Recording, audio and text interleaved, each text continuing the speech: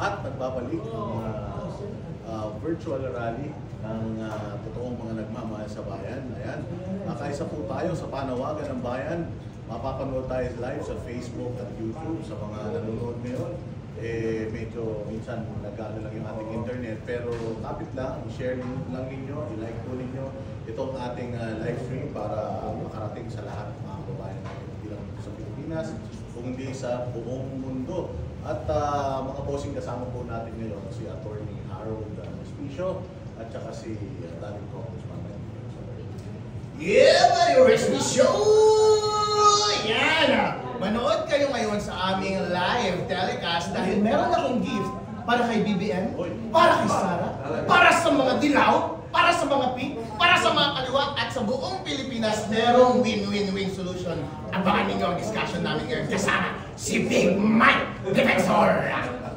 Portada, pagka talaga nandito si Vice Mayor Harold, talagang riot, and nagpapasalamat ako kasi bumiyahe ito 12 hours para magpunta rito. Kasama namin ito nung EDSA rally, bumiyahe ulit, bumalik ng EDSA. And of course, Postada sa lahat po ng mga nanonood. And gusto ko na batiin, si Congressman Paras at saka si Kaeli, nandun sa may EDSA, Carlo Ortigas. So wala dito, pagkatapos natin, baka dumalaw naman ako dun sa mga kasama natin. At maging dun sa nasa liwasang Bonifacio, magandang hapon po sa inyong lahat. Yan, speaking of yung ating live updates patungkol sa mga rallies na nagaganap ngayon, ayan, as of 12:29 p.m., kakaunti na lang ang natitirang mga tao ngayon sa Luneta. Karamihan sa mga rallyista ay nagtungo na sa Mindiola. Ayon sa Manila Disaster Risk Reduction and Management Office ng NCR or NCRPO, umabot sa humigit kumulang 3,000 na katao ang nagtungo sa Luneta kanina alas 11 hanggang alas 12 ng tanghali. Mahigpit po ang barikada dyan sa may Mindiola at may blockade at barbed wire din. Ayon sa Philippine National Police, higit na 15,000 ng kanilang pwersa ang dineploy sa buong Metro Manila mula crowd control hanggang traffic management. Sa ngayon, mananatiling maingat ang kilos ng dalawang panig, ang hanay ng seguridad at ang mga rallyista nasa Mindiola. Ayan, so update naman sa palasyo, patuloy naman daw minomonitor ng ating Pangulo ang sitwasyon sa nangyayaring trillion peso march. So medyo mainit din kasi talaga ang panahon, Sir Mike, dahil tayo sa labas eh. Oo, pero mahigit, yun nga, mahigit kumulang 6,000 daw yung nagpunta dyan sa may Luneta at nagmamarcha na ngayon papunta dyan sa Mindiola. Ano ba? Dito kaya ako sa People Power, ilan na kaya hanggang dyan? Pati dito, no? May EDSA Ortigas, yung mga kasama natin, hindi nasa People Power. Hindi ko rin alam eh. Paragay ko, pagka medyo lumamig-lamig na, dami na talaga ng mga tao na magkukumpul dyan sa lugar ng EDSA. Katulad yan nung sinasabi nung una, parang dalawang grupo yung nagrarally ngayon. Yung isang grupo, sinasabi nila na hindi welcome. Itong kabilang pwersa, itong mga DBS, kung tawagin nila, hindi welcome. Ang rally na ito ay hindi para sa inyo. Pero tayo naman, sa panig naman ng mga ayaw sa korupsyon, wala nang kulay-kulay dito. Mike and Vice Mayor. Tama, walang kulay-kulay dito. As a matter of fact, sir, wala akong kulay. It's just dark.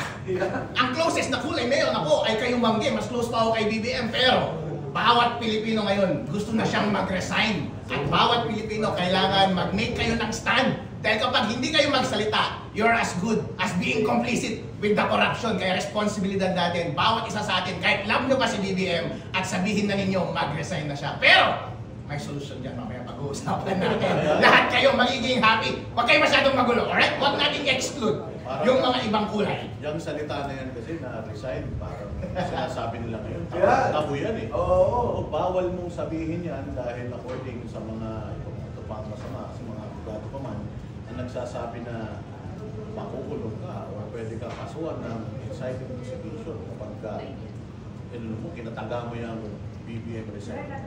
Ay, wala na sila, Attorney Harold, kakasigaw na ng BBM. Kaya nga medyo nag-alala ako, pero alam ko naman si Attorney Harold, sanay na sanay ko eh. Oo, sanay na sanay dahil si BBM mismo. Ang kanyang administrasyon ang nagkaso sa akin, pinaresto ako at pinakulong. Sanay na ako dyan, wala na akong takot dyan. Pero ang pinakamahalaga sa lahat, ang karapatan nating magsalita at gumawa ng stand kapag meron tayong nakikitang kamalian. Dahil once na nagiging complicit tayo sa lahat ng ginagawa nilang kalokohan, deserve natin magpaloko at maapi. Kaya kung gusto natin ng pagbabago at isang masiglang Pilipinas, kailangan natin isigaw ang dapat natin gawin. Hindi lamang dapat tayo huminto na ayaw na natin korupsyon. Ano ba yung natural conclusion yan? Eh di umalis ka na, BBM. Alright, please. At totoo lang, boss, natin yung mga nakikinig po dito, yung BBM resign, kahit na po sabihin niya yan, hindi kayo makukulong. Pwede kayong kasuhan, pwede kayong gawan ng kwento. Pero yan po ay hindi inciting to sedition, hindi po yan inciting to rebellion. Ang sinasabi ng batas, and Atty. Harold Desir, ang masama pag nanawagan ka ng violence, ang masama pag nanawagan ka na gumamit kayo ng dahas para dun sa inyong itinutulak. Katulayan, kahit sabihin mong ikulong si BBM, walang problema. Kasi dapat siya humarap sa proseso ng kaso, sa lumalabas na mga ebidensya ngayon, tumuturo sa kanya. Yung sinasabi ni Saldico, yung delivery ng pera, yung papel na lumalabas sa Committee on Operations, lahat po yan. Kasama sa proseso yan. At sa aking palanaw, siya ang mastermind sa nakawang ito. Kaya yung panawagang ikulong si BBM, hindi rin po iligal yan. Tama, Atty. Harold? Yung mga mo nga, Atty. Harold, yung difference between dissent and sedition. Binuloko lang tayo nitong mga kakampi ni BBM para hindi tayo magsalita. Alam niyo po ba sa ating konstitusyon, ang pinakamahalagang karapatan dyan ay yung karapatan nating magsalita. Dahil yan lamang ang tanging paraan para mabantayan natin at maipahiya natin ang mga taong nanloloko sa atin. Kaya iilan lamang ang mga krimen na nasa Revised Penal Code at saka Anti-Terrorism Act na nagsasabi na bawal. At yun ay kapag publicly nag-i-incite ka ng sedition. Ibig sabihin, kapag sinasabi mo, wag mo nang sundin yung ating mga civil authorities o anumang agency ng ating bansa, hindi naman tayo sumisigaw na wag natin silang sundin. Ang sinasabi lang natin, bossing, umalis ka na dyan. Dahil yun yung natural. Nag-express lang tayo ng ating personal opinion. At ganoon din sa inciting to rebellion. Kapag nag-incite ka na, oy, mag-take up na kayo ng arms. At dirahin na natin itong government. Wala namang sumisigaw ng gano'n. Hindi po ba? Yung civil disobedience, huwag ka magbayad ng quiz. Ginawa ng marami yan. Naalala mo nung panahon ni Cory Aquino. Na hindi naman nila makulong ang mga tao. Dahil nakita na napakarami ang nagalit. Ang masama talaga, pagka medyo dahas na, di ba, violence na, yung sinasabi na Atty. Harold, yung civil authorities, yun nga, hindi ka na sumusunod sa mga patakaran, ituloy ng patas, yan, medyo masama yan. Pero dito sa ginagawa natin, and I would agree 1,000% kay Atty. Harold on this, yan lang ang karapatan ng pinakamahirap na Pilipino, pinakamayaman na Pilipino, magsalita tayo. Tingnan natin kung anong nakita natin pagkakamali sa pagpapatakbo ng ating bansa.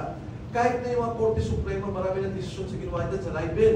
Pagka ikaw nagsalita at ang tinitingnan mo yung kabutihan ng karamihan at wala namang sinasabing voting, wala namang sinasabing wala kang yung iyo ay pansarili lamang, naging mahiya yung tao, wala kang dapat kaso ng libel. Maging cyber libel sa panahon ngayon. Ito nga, kanina may mga kababayan tayo ng mga nagko-comment sa ating live feed.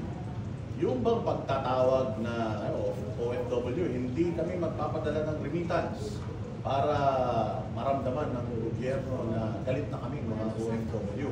Yan po, sabi nila dati, pwede silang kasuhan ng economic sabotage. Tama ba yan? Pera nyo yan eh. Yung girlfriend ko nga hindi ko binibigyan ng pera eh. Kakasuhan niya ba ako ng economic sabotage? Sugar daddy! Asa na yung pera ko? Kasuhan kaya kita kung ayaw mo bigyan. Ganon din siguro yung mga OFW.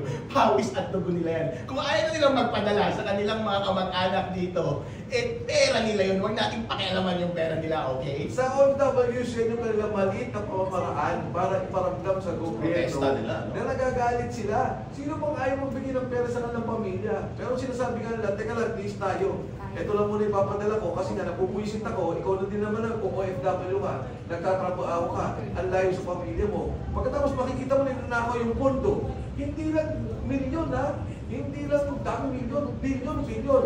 May kakwento ko Atty. Harold, nung panahon ni Era, ang kaso niya noon, plunder, maraming sangkap doon, may Muslim Foundation Fund, may illegal wedding, tapos yung tinamaan niya doon ng pondo,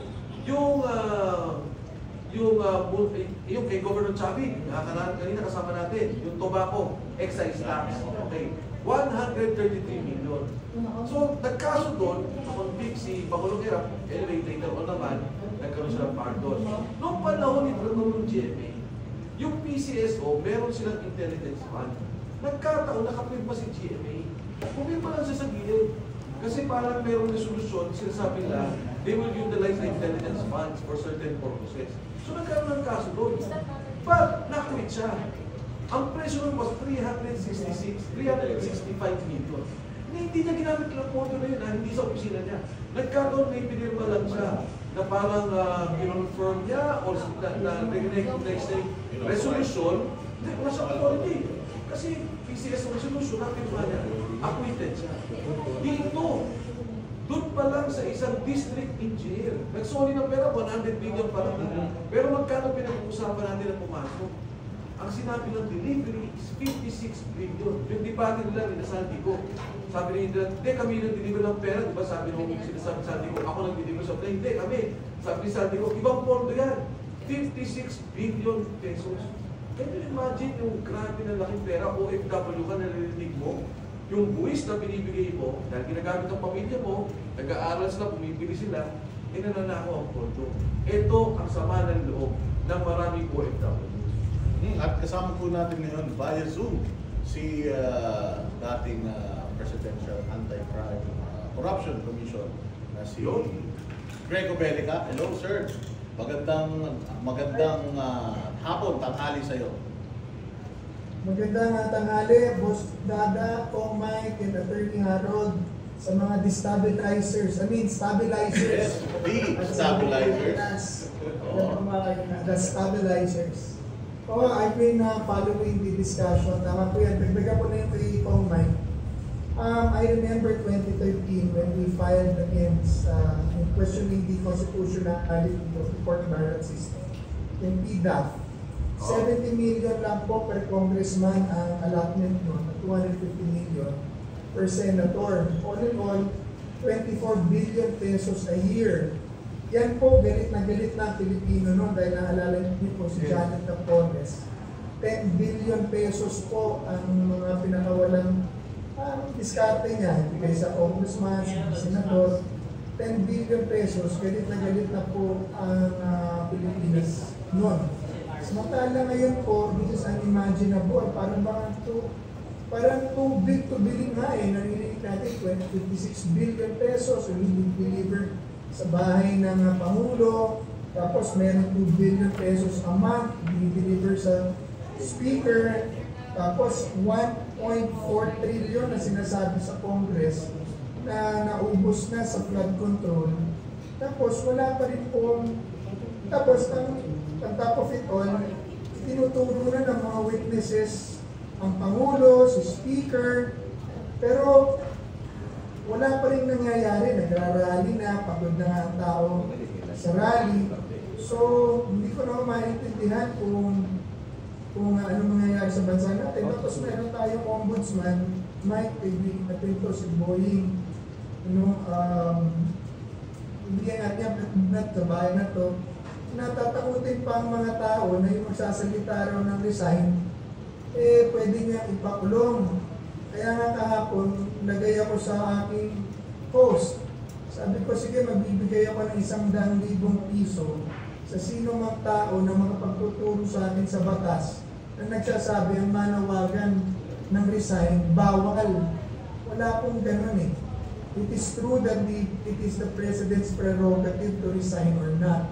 Pero yung manawagan para sa resignation, karapatan po ng mga Pilipino, yun na ating pinaglalaban at pinatayuan na yun. At saka yung daang-daang bilyon na salapi na ninanakaw, BBM at mga kabarkada mo, kailangan nyo ba yung ganyan kalaking pera?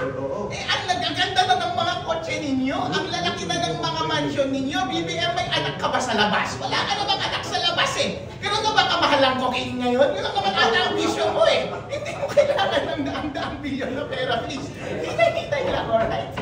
At saka yun nga, yung optics ngayon, pinalalabas nila na kauna-unahang presidente na nakapagpasuli ng pera. Kasi yung binabanggit mo kanina, Kong Mike, yung milyon-milyon na isinuli itong mga DPWH na mga taga-DPWH. Ano? Sinasabi nila na kauna-unahang presidente nakapagpasuli ng pera. 110 million pesos.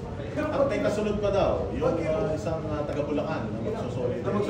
Pero pag kinumpute mo naman lahat yun, yung nanakaw nila doon, kasi flood control projects na yun eh.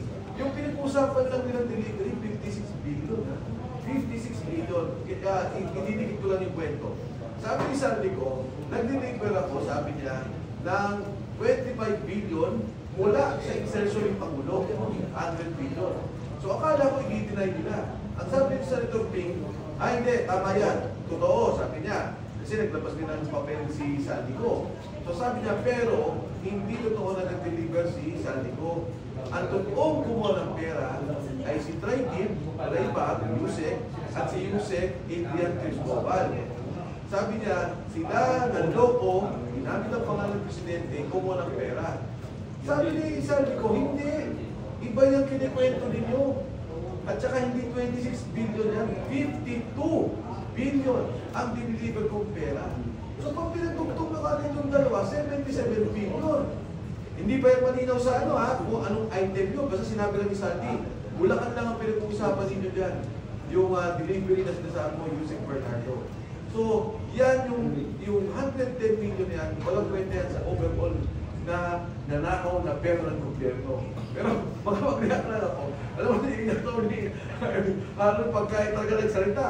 Ang pakiramdam ko, may dadampot na sa atin ngayon. Huwag kayong mag-alala, ako lang magpapadampot mo. Yeah! Ikaw ang bugado namin. Siyempre, abogado si Vice Mayor, so talagang alam niya kung nasa batas pa ba yung sinasabi niya o hindi. Tsaka, speaking of, yung sinasabi mo na cocaine, yung kanyang paggamit, sinabi naman niya ng kapatid. At paano ba? Kung halimbawa ako, bilang isang normal na Pilipino, kung tatawagin mo siyang adik, pwede niya ba akong kasuhan? Samantalang siya ay isang government official at merong issue ng droga sa kanya. Papasok dyan yung batas ng libel. Kapag public official ang kinikriticize mo, meron kang presumption of good faith. Dahil yan po ay isang paraan para ma-regulate natin ang kanilang behavior. Kung minsan-minsan, kailangan natin ipahiya sila ng konti. Kahit hindi kumpleto ang iyong ebidensya. Iba po ang standard kapag nagsasalita ka ng denigrating statements against sa private na tao at isang public official. Isang public official, mas mabigat po ang responsibilidad mo. Kailangan mo ipakita all the time sa taong bayan na beyond reproach ka. Napakataas dapat ng level ng integrity mo. Kaya kahit na merong maliit na suggestion, na merong kabawasan sa iyong integridad at honor, pwede kang i-criticize ng tao. Unless may malis ka, wala namang malis yun. Yung kapatid niya mismo ang nagsasabi na nagdadrug siya. Yeah. Pwede bang kapag sinabi kong addict si BBM, pwede bang isabay akong arestuhin kasama si Ivy? Mas gusto ko siyang kasama sa preso. Yun ang gusto nilang gawin. Pero ako sana, yung sinasabing addict, hindi insulto yun. Kung ikaw, sasakay ka ng aeroplano or ni Harold Bosnada, kasama mo anak mo, nalaman mo addict ang piloto, sasakay ka ba? Hindi. Sasakay ka ng bus. Kahit ikaw na lang, huwag na pamilya mo. Lasinggero, addict yung nagdadrive, sasakay ka ba? Ito bansa to. Marami tayong pinabibilangang issues na ngayon. Delikado tayo. May problema tayo sa China. Baka biglang magkapira. Paano? Pag wala sa bisyo yung presidente. Paano ngayon kontrolado mo? NBI, police, ang military, armed services ng gobyerno. Pag sinabing patayin, terorista, o ganito, kawawa ang tao. So, ang point ko, pag tama yung sinasabi ni Malis, pala, the term, not motivation, Malis is the term. Yun, public official ka. Responsible ko kaya ako din. Yung mga kaso-kaso na ginagawa sa mga kasama natin, napakamalino yan. Kailangan ang mga korte, no, I would hope that the Supreme Court would look into this. I mean, prosecution pa lang, the Department of Justice, na magpayagan mo yung kaso kasi kung mahirap ka, wala kang perang pambil, wala kang panlaban, kakasuhan ka, harassment po yan. Karapatan ng bawat tao, ako, grabe sa akin ang muray. Grabe sa akin ang never ako nag-fight. Pinapapaya ako, wag lang din yung threat of violence. Pero kung mga insulto, ganyan, walang problema mo yun eh. Lalo sa isang opisyal, not in a private capacity, makukusapan yun. Kaya sa lahat ng mga gustong magsalita ngayon na criticizing the president at kanyang mga kabarkada, huwag kayong matakot ha. Ako po, hindi ako natatakot. Ilang beses na po akong kinasuhan ngayon. Handa ulit akong makasuhan at makulong dahil alam ko sa bandang huli po ang katotohanan ang magwawagi. At magwawagi po ang lahat ng laban. Laban sa kasinungalingan at korupsyon. Kasama niyo po ako. Sabi niya, ilang bangko, sabi niya, ilang bangko kain yung ubusin. Bilong-bilong piso. Grabe kasi talaga yung pinag-uusapan nating pera dito. Yung sinasabi nga ni Sir Greco na yung kay Janet Napoles, 10 million lang yun. Hanggang ngayon, hindi natin nakakalimutan yun. And every time na may isip natin yung pork barrel, si Janet Napoles, paano kaya makakalimutan ng mga Pilipino ito? Ganito kalaki ha. Ito kay BBM lang ito pinag-uusapan natin na 70+ billion. Alam mo, Sir Greco Chairman Greco, hindi umabot ng billion kay Napoles. Yung total fund, billion, pero yung mismo, million lang yun eh. If I'm not mistaken, Chairman Greco will know. Pinjani, hindi na makakalimutan ng taong bayan ito. Dahil hanggang 2028, sorry Greco. Hindi na makakalimutan to, kaya BBM, mag-isip ka ng mabuti. Ang mga gusto lang manatili sa pwesto ka ngayon ay yung mga nakapaligid sa iyo. Dahil gusto pa nila ng mas maraming pera, ng kapangyarihan, ng status, makatatakbo pa sa susunod na eleksyon. Pero para sa iyo personally, Kabsat, Manong, pababa ka na. Dahil lahat ng Pilipino ngayon, kahit Ilocano, kahit kasama namin sa bahay, gusto nyo bang mawala na si BBM sa kanyang pwesto? Sabi ko nila, opo. Wen Manong! Wen Manong! Sabi nila, at gusto na talaga siyang mag-resign. Kawawa ka BBM dahil palaki na ng palaki ang damdamin ng taong bayan. Baka magkaroon ng people power, baka mabanish ka ulit. At ang pamilya ninyo, at bugbog sarado ka, pagpapasok na yung 2028 national election. Ang pinakamaganda, kaysa mag-take ka ng napakalaking risk na ganyan, Kabsat, mag-resign ka na ngayon honorably, ang pogi-pogi mo pa. Kala ko mag-take ng mag-take ng sandamukal na okay. Ay, ginagawa niya na yan, so hindi niya na kailangan ng advice ko. Sir Greco, ano ba yung pinag-uusapan natin yung kay Janet Napoles? Para may compare lang natin kung gaano kalaki itong problema kinakaharap natin ngayon. Malaki pero maliliit. Ang total, yung lahat ng transaction sa NGO sa Dynamics, 2 billion na. Pero ang pinaglalaroan lang ng pera doon. Siguro per congressman, yung 30 million a year. So, napakaliit in compared. Mga kasama, gusto na idagdag, habang pinakikinggan ko kayo, ni-imagine ko na dadamputin na talaga kayo. Pero kayo mag-alala, kaya ako nandito sa labas. Dahil pag dinampot ko kayo, itatakas ko kayo. Sir Greco, Greg, kakalify ko lang.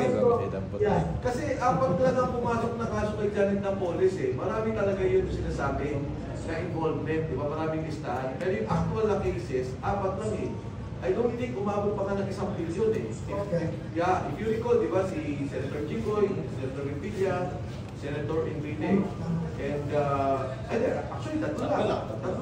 So, pagka pinagsama-sama mo, hindi nakasot ng billion Of course, yung sinasabi ni Sir Greco, and I agree with him, maraming mga listahan dati. But yung actual filing, kasi dito sa tatlo na binapagod na Senator. Sige, diretso. Yeah, tama, strong man.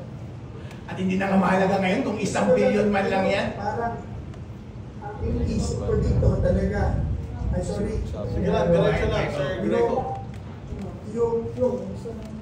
Yung kumakampi kay BBM ngayon, kita mo na konti-konti nila nakita ko yung aerial shot ngayon sa Luneta, halos maraming pang tao sa mall.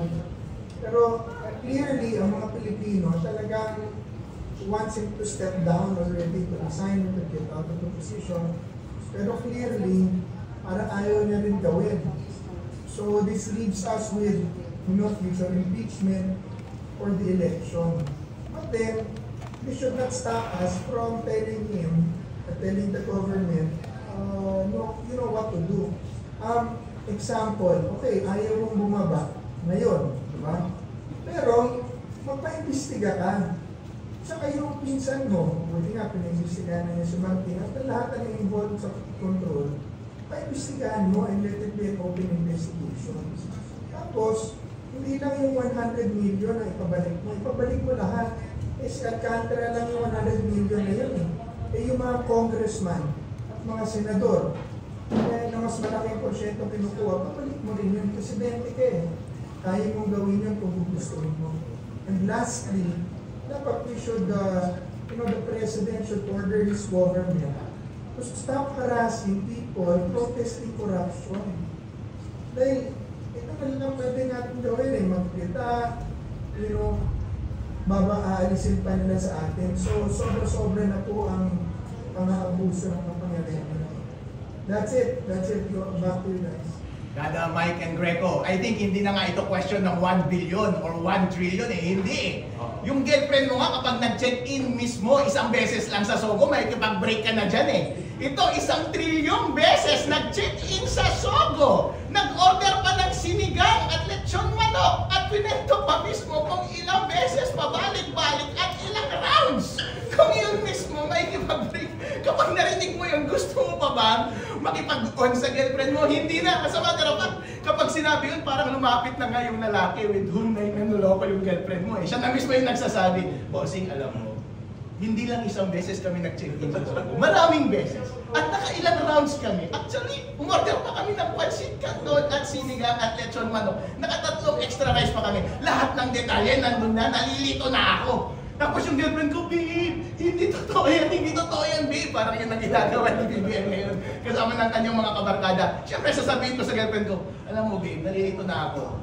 Kapag lumapit yung lalaki na sinasabing with whom niloloko mo ako, siyempre, wala na akong tiwala sa'yo. Hindi ko na nga alam kung paniniwalaan ko siya o paniniwalaan kita. Pero ang maliwanag sa akin ngayon is kung meron pang natitirang dignidad sa sarili ko, may kipag-break na ako sa'yo. At yun din ang damdamin ko kay BBM. Kahit love ko pa yung girlfriend mo, please, mag-break na tayo dahil meron pa akong self-respect. Break na kayo. Break na kami ni BBM. Kung makikita Guys, natin. ito. Sige. May pumasok dito yung abogado ni Janet Napoles, Attorney Baligod. Okay. Baka pwede niya nabigyan ng linaw yung ating pinagkikwentan dati tungkol sa Port Barrel ni Napoles. Attorney? Ito, Ilocano dito eh. Pero sige, Attorney, go ahead. Tanggal na ang pangalan. Nakamute ka, Attorney. Correction, hindi ako abogado ni Napoles. Okay. Sige ha, paki-ano Ako yung private complainant na nagkaso kay Napoles. Attorney, question sa'yo. Siyempre, alam mo, yung history ng kaso na yan ni Janet Napoles, yung corruption na yan. Nung nalaman mo itong mga corruptions na nagaganap ngayon sa ating bayan, nanliit ka ba doon sa mga nagaganap ngayon? Oo, sobrang hindi lang nanliit, pinaglabutan. Dahil yung mga nakasuhan natin noon sa Pinapuspa ay halos sila rin ang nagnakaw ngayon. Sila din ang mga nagnakaw ngayon. Yes. So, sino pong sila? Congress and Senate? Specific. Sa Senate, sa Congress, sa House of Representatives, sa Senate. Nabanggit naman ang kanilang mga pangalan. At kailan naman nauulit-ulit ito dahil meron pagkukulang din ang judiciary natin. Halimbawa, doon sa kaso ni Senator Bong Revilla, ay na-accuse sa plunder dahil wala nang katibayan na si Atty. Cambe na tumanggap ng pera kay Janet Napoles na siya ang Chief of Staff ni Senator Revilla ay wala nang acknowledgement receipt ni Senator Revilla sa pera na i-remit sa kanya. No? Pag babasahin ninyo yung dissenting opinion ni Justice Alfred Cruz at saka ni Justice Estoesta, ay dapat ganun, tama yung kanilang dissenting opinion, pero nanaig yung tatlo na sinasabi kailangan pa rin daw may acknowledgement si Senator Revilla doon sa tinanggap niyang mahigit 15 million pesos na kickback. No?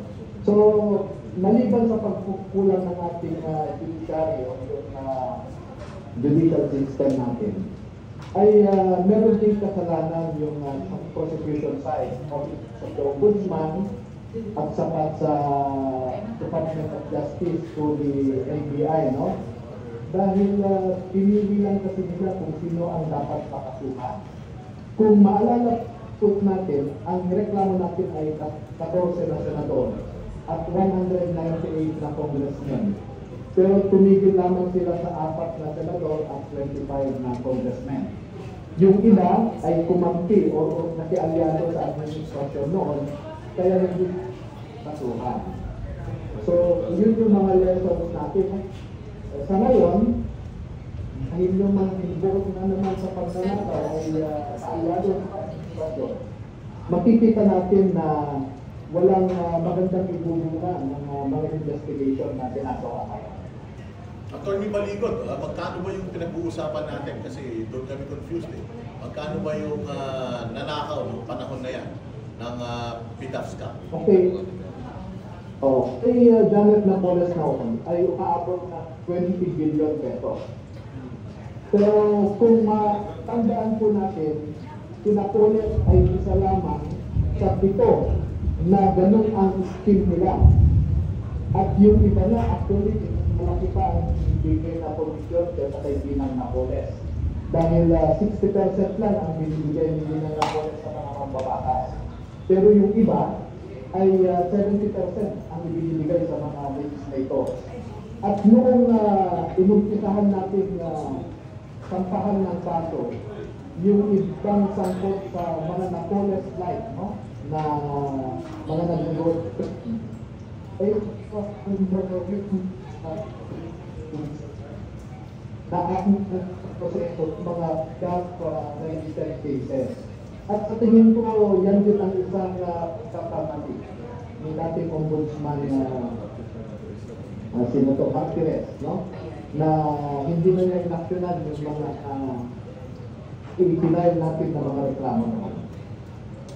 20 billion. Ito yung total. Attorney Levy, yung 20 billion na yan, oh, 20 billion na yan, isang taon. Lang po ito, ha? Yeah. Pero ano na po ito, Attorney Levy, gandang hapon. Hindi isang taon lang po yan, di ba? Oo, napun po yan sa 2004 hanggang 2013. So 2004 to 2013, 20 billion ang finay. Pero ang nag-dumiretsong kaso ay 3. Tama. Tornel, tama ba? 3 ang tumuloy-tuloy ang kaso. 4 po. 4 ang tumuloy na kaso. Senador, ang nakatuhan. 9 years. Pero yung isa, oo, 9 years. Pero ngayon, ang pinag-uusapan natin, kaya natin hina-highlight yun, kasi ito 9 years. Ngayon, pinag-uusapan natin, 2025 lang. At kung babalikan natin yung 2023, 2022, and 2024, malaki ito. Meron pa akong gusto ginang kay Attorney Levy, no? Isa yan sa mga magaling din nating abogado case. Usually sa draft siya yung private prosecutor that time. Ang diferensya ng corruption na nakikita natin ngayon, kaiba dun sa corruption na nakita natin ng mga nakaraan. May mga opisina, for example, kunyari, yung PWH, 1, 2, 3 na magaling, na kontraktor, nakakausap na yung mga kongresista, mga senador na isolated person. Ang sinasabi natin ngayon, ang chairman of operations na si Sandy Ko, pinoporma niya yung buong budget. Hindi lang ito isang grupo, hindi lang ito 10 billion, buong budget. Pinoporma nila ito, a-approve nila sa Kongreso, mag-uusap sila sa Senado, at mula doon sa kanilang unprogrammed funds, yung kanilang for later release ng mga pondo, doon nila binibigay yung mga pabor nilang kontrata. Kaya ang nangyari ito, bilyon, organisado. Yun ang pinapoint naman ni Sandy ko eh. Diba? Na-organize namin, magpa-insert kayo 100 billion. Umami naman si Joseph Bernardo, sabi niya, totoo yan. Pero ang gumawa niya si ganito. So this is organized. Hindi ito yung nandito lang na, let's say sa DOH, may maliit na kontrakto proponent na nagbibigay ng gamot. No? Meron may ganon. O let's say sa Visayas, ito, budget ng buong bansa. Organisado, sistematiko, at sindikato. At ang epe na sindikato, hindi nila may alis siya dahil pinirmahan niya, lalit ang program, excess funds yan. Kailangan niya may approval ng Presidente, pati yung existing funds, dumaan sa Pangulo. At sinabi ng kanilang pinaka-henchman, diba? Kapag sa sindikato yung pinaka-tirador nila, hindi naman ako talaga eh. Naalala mo siya, Atty. Harold, ikaw ba yung nagkwento nun sa murder? Sabi mo, napanood ko, sabi niya, yung pumalin, sinabi niya, hindi naman ako yung, hindi Hindi ako yung mastermind. Ang mastermind, ang Pangulo. Dumaan ako sa boss ko, kay Speaker Martin, at sa aking big boss, kay Pangulo Bongbong. Tama po yan. Sa normal na case, bakit binibigyan natin ng special treatment si BBM? Sa normal na kaso, kapag meron kang itinuturo na gunman, tapos yung gunman nagsalita, ito yung mastermind ko, automatic, may probative value kaagad yung sinasabi niya. At nasa mastermind na mismo ang magpaliwanag kung bakit hindi siya. Itong si BBM, hindi naman niya maipaliwanag ng mabuti. And by the way, sir, ikaw yung may hawak ng buong department. Kumbaga meron kang buong executive department actually. Halimbawa, kapag meron kang negosyo at merong malawakang pagnanakaw sa negosyo mismo, tapos sinabi, nang nahuli mong nagnakaw, caught in the act, sabi niya, actually sir, yung CEO, yung executive, yung nag-utos sa akin para magnakaw, ikaw, anong unang gagawin mo? Kahit maniwala ka doon o hindi, ang una mong gagawin, ipa-preventive suspension mo muna yung executive. Kasi baka magnanakaw ulit yan dahil halata naman na hindi niya na-control yung buong negosyo. Ganon din kay BBM. Hindi na po mahalaga na magbatuhan kayo kung kanino yung specific na sisi, ano yung ginawa nito, ano yung ginawa niya. Hindi po. Kayo po ang may control. Alam na po namin, hindi ninyo na regulate ang lahat ng tauhan ninyo nung nakaraang 3 taon. Sa susunod na 3 taon, magtitiwala pa ba kami sa'yo, sir? Sorry, sir, hindi na po, wag na po. Nakita niya na, Pangulong Ramos, Pangulong Estrada, Pangulong Jimmy, Pangulong Pinoy. Wala ka naman narinig na organize eh. Then, Committee on Appropriations, may kickback na 25-30% sa budget. Kung ano yung release nila, may usapan kayo. Never may narinig. First time na naririnig itong ganitong usapin. Sinasabi ko nga eh, 2023 pa lang, marami akong kaibigan congressmen. Sinasabi na, grabe. Kasi kailangan mong bilhin eh. Kailangan mong magbayad para bilhin ng isang proyekto. Mag-a-advance ka na. Oo. Which is what Alcantara was saying. Sabi ni P.E. Alcantara, yung mga contractors, so, pag napunod sa NEP, nandun na sa sila protect budget, bayad na kami 10%. Pagka po nilabas yung budget, 15%. Pag nilabas naman sa BICAM, diba, yung mula doon sa original na sinumite, eh magbibigay po kami. Sabi, saan mo kinukuha? Advance ko lang ang contractors, iniiko ko, dinideliver ko. So hindi lang ito, isang senador, isang kongresista, isang ganito. Kasi nakita mo naman, diba, nilabas na yung listahan, lahat may insertions. Pati si Senator Risa, pinakita, diba, ang laking debate yan. Lahat may insertions. May flood control si Senator Risa, 750 million, ang nakita mo sa listahan na yun. So, ang punto ko dito, sinasabi ko, sa Speaker Martin at si PBM, isang sindikato ang ginawa nila para talagang kanain yung budget ng gobyerno. Tagal nilang pinagplanuhan to. Magaling sila, hindi na nila pinagplanuhan. In-execute nila. For longest time. Yes, Attorney David. Mike, so kanina, nabanggit ko nga na yung mga nagnanakaw ko ngayon, sila nagnanakaw nabanggit ko si BBM. Kung maalala nyo ay may ginawa kasi Ginang Napoles. Kasama din siya. At dinitalya niya doon na 205 million ang binigay ni then Senator Bongbong Marcos sa mga NGOs ni Ginang Napoles. Kaya nga may pagkukulang din ang ating prosecution kaso nga kanina dahil si Secretary De Lima, hawak na niya yung affidavit ni Ginang Napoles. Pero nagtataka ako, bakit hindi nila isinama sa mga i-transmit sa Office of the Ombudsman. Samantalang yung mga witnesses na hawak natin noon, ay gumawa rin sila ng affidavit. No? So, yan yung mga problema, institutional problem natin, na minsan umapasok ang politika sa pag-uusig sa mga nagnakaw sa kabagang bayan. Katulad na yun, nakikita nyo yung proseso sa ICI. Bakit nandyan si dating Police Chief Asurin? Sabi nila, special advice siya. Sino at ano ang i-advise niya? Sa mga mas magagaling na tao kaysa sa kanya. Si Justice Reyes, retired justice yan. Ano ang mai-advise ni Asurin sa kanya? Si Dave Singson, engineer, dating DPWH Secretary, ano ang i-advise ni Asurin? Si Ginang Fajardo, isang forensic accountant, nag-train pa sa abroad. Ano yung i-advise ni Asurin sa kanya? Tignan nyo yung background ni General Asurin. No? So, maliwanag na ang role ni General Asurin dyan ay para maging eyes and ears ng ating Pangulo at para ma-influensyahan ang direksyon ng ICI. So, again, yung problema natin sa institution ay pumapasok pa rin, no? Dahil lahat dinadala sa politika. Yun na ang sinasabi natin. Sec Mike, Diretso. Sige lang po. Okay na lang ako. Sundin ko lang yung linya ni Sec Mike, kung may temina. Tama kasi nung panahon ng PDAF na question to the Supreme Court, hindi sumasali ang presidente sa court barrel ng mga mambabatas. Yung mga mambabatas, kanya-kanyang diskarte sa DPWH o sa NGO, for the police, at sa mga agencies.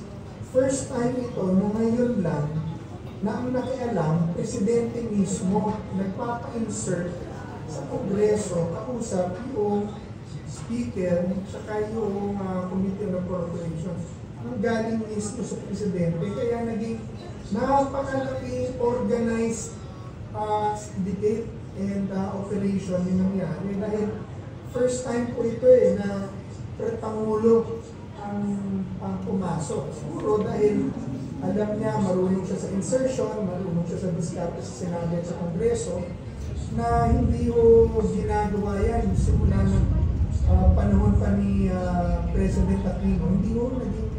Hindi nangyari yan. Nangyari lang po yan. Siguro nangyari yan noong panahon ni President Marcos Sr. dahil wala namang Kongreso ng una. Kaya ngayon, parang ganyan na naman ang ginawa ni President Marcos Sr. Kaya sobrang laki ng pera na na-involve dito. Trillions talagang mamamayat ang pera na pinaglaruan ni Napoles for more than a decade. Yun lang po. Pero malabo daw malabo daw na si Presidente Marcos ito. Gawa ng siya yung unang nanawagan na mahiya naman kayo. Pangalawa, siya ang nagpa-imbestiga. Yun ang sinasabi ng spokesperson. Yun po, kapag nahuli na po in the act at nagsusumbungan na lahat na ay siya ang itinuturo, syempre wala siyang ibang magagawa kundi mag-save face.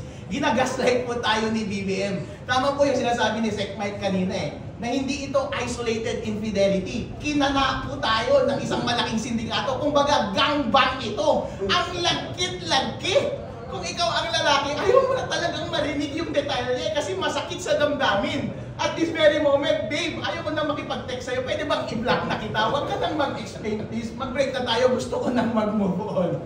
Alam mo, Postada, to be honest, di ba, ang involvement ko dito nagsimula kung kay Gutesa. Ayoko talaga sumama, ayoko makibahagi sa usaping politika dahil nga nasa privado naman ako Patunayan, binabanggit ko nga na kung pinapatakbo ko, sabi ko ayoko mo lang gusto ko privado. Noong akin sa panang si Sergeant Gutesa, ang kwento niya talaga ay yung delivery ng pera kay Speaker Marty.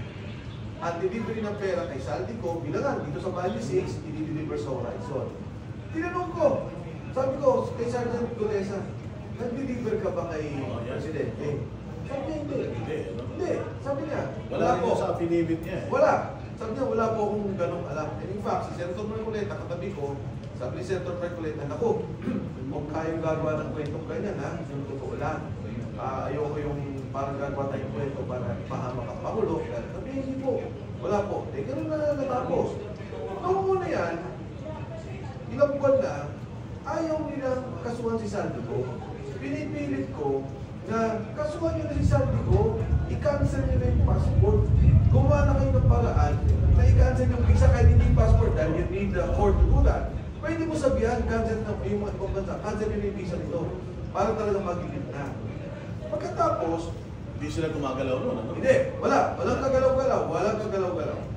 Pagkatapos doon, nagsalita si Saldico na hindi naman natin inaasahan.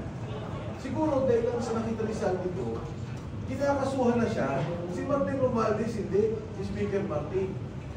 Dahil nung una, kung makikita mo yung listahan, wala pang kaso si Saldico. Yung mga kawas mo ng DPWH na malaliit at saka yung mga senador. contractors. Wala pa rin yung senador that time. Nung magsalita na si Saldico, yun na. Tapos sabi na, we will file a case against Saldico, nagsalita ngayon. Doon ako nagulat. At sinabi na niya, na hindi, nag-deliver ko ng pera sa'yo. Di ba ikaw yung nagpa-insert ng pondo ito? Ang pinigil niya yung listahan. At kinonfirm ni Ping Lacson. Kinonfirm ni Senator Ping Lacson. Gumawa rin siya ng sulat sa Presidente. Okay. Ang ledger, alam na lahat ng abogado yan, very critical yan. At sinabi niya, di ba, andito sa ledger ko, ang binibigay kong pera kay BBM at kay Martin Romualdez. Kaya sabi ko, eto na, talagang organized na. All of a sudden, pinailan sabi ko. May dalawang pang tao. Hanggang ngayon, hindi na pinapailan. Hindi na sasalita. Pero kung totoo, na gusto nila makita ang katotohanan, at sinasabi ng Pangulo, sige, ganito, gagawin natin para malaman ang katotohanan. Si Mark Texay at saka si Paul Estrada, hanggang ngayon hindi na ito kinakasuhan. Hanggang ngayon hindi na kinakansel ang passport. Eh pareho ng salita ito ni Saldico. Sinabi ito ni District Engineer Alcantara during his presentation sa Senado. Sinabi rin ito ni Gotesa. At sinabi rin ngayon ni Saldico na ang mga assistant ko tumatanggap ng pera at sila nagbibigay ng pera. So ito pong dalawang ito. Ito ang, kaya ako sinasabi na talagang makikita po kasi santong taon yung kasama sa Saldico. Diba? 3 taon nyo siyang ginawang chair ng appropriation. Ngayon tinuro kayo, nalapan nyo na. Ngayon tinuro kayo, sinumalik na. Dapat, nung umpisa pa lang, ginawa lang, kinahon ko sabi ko, o kung mo kayo puro asa, sabi ni Presidente, si Martin lang sa pakulong natin. Eh hindi, sabi ko ikaw talaga bro. O ano yung sabihin nun? Probative value, evidences, documents, papers, trail of evidences during the ballot deliberation that would prove that the President is part of the crime and because he is the President, siya ang hepe ng criminal o ng sindikatong politiko. At saka yung sinasabi nila na hearsay yun, walang probative value. Oy, sa rules of court, kapag yung mga linilista sa ledger under ordinary course of business, merong presumptive probative value yun, may weight yun. Kaya BBM, ikaw ang mag-explain kung bakit hindi totoo yung mga yun. Yung mga pinakita na ledger, meron pong bigat yun sa korte kung gusto nyo magpormalan. Yan. At saka yung sinasabi, sabi na bawal ayaw nilang ulit si Saldico sa Zoom. Ano ang pagsalita lang nila yun sa Zoom? Parati under oath eh. Mag-oath naman siya eh. Ba't nila pinagsasalita? Bakit ayaw natanggapin yung video link ni Saldico? Because he can always suspend the rules of the Senate na you also allow Zoom para ng COVID. Di ba ng COVID? Under the rules of Congress and Senate, physically you have to be present. But because of the situation at the time, sabi namin, suspend the rules. Hindi alam tayo COVID. Zoom. Nagdidebate kami. The same manner, hindi ka tulad sa Saldico. Number 2, pwede naman nila sabihin, pumunta ka sa ipayahan natin. Ipa-notaryo mo yung sinasabi mo para yan ay magkaroon nila ng affidavit. So ito yung mga bagay, bakit ayaw nila gawin? Ibig sabihin, ayaw nila talagang i-pursue yung kaso kay BBM.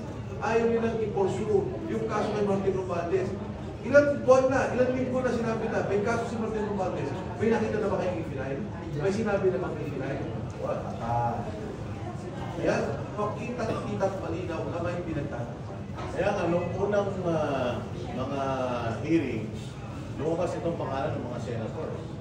At ayon yun sa statement lang ng mga resource person at sinabi na yung mga tao lang nila yung tumanggap para sa kanila.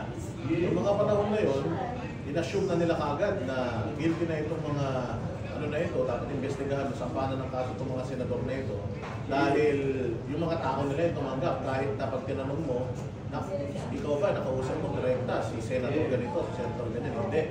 So bakit ngayon, na kinonfirm ni Ping Lacson na yung mga tao sa ilalim ni Bongbong Marcos yung tumatanggap ng pera, eh hindi nasakot si Bongbong Marcos dahil may sariling sindikato daw itong mga senador.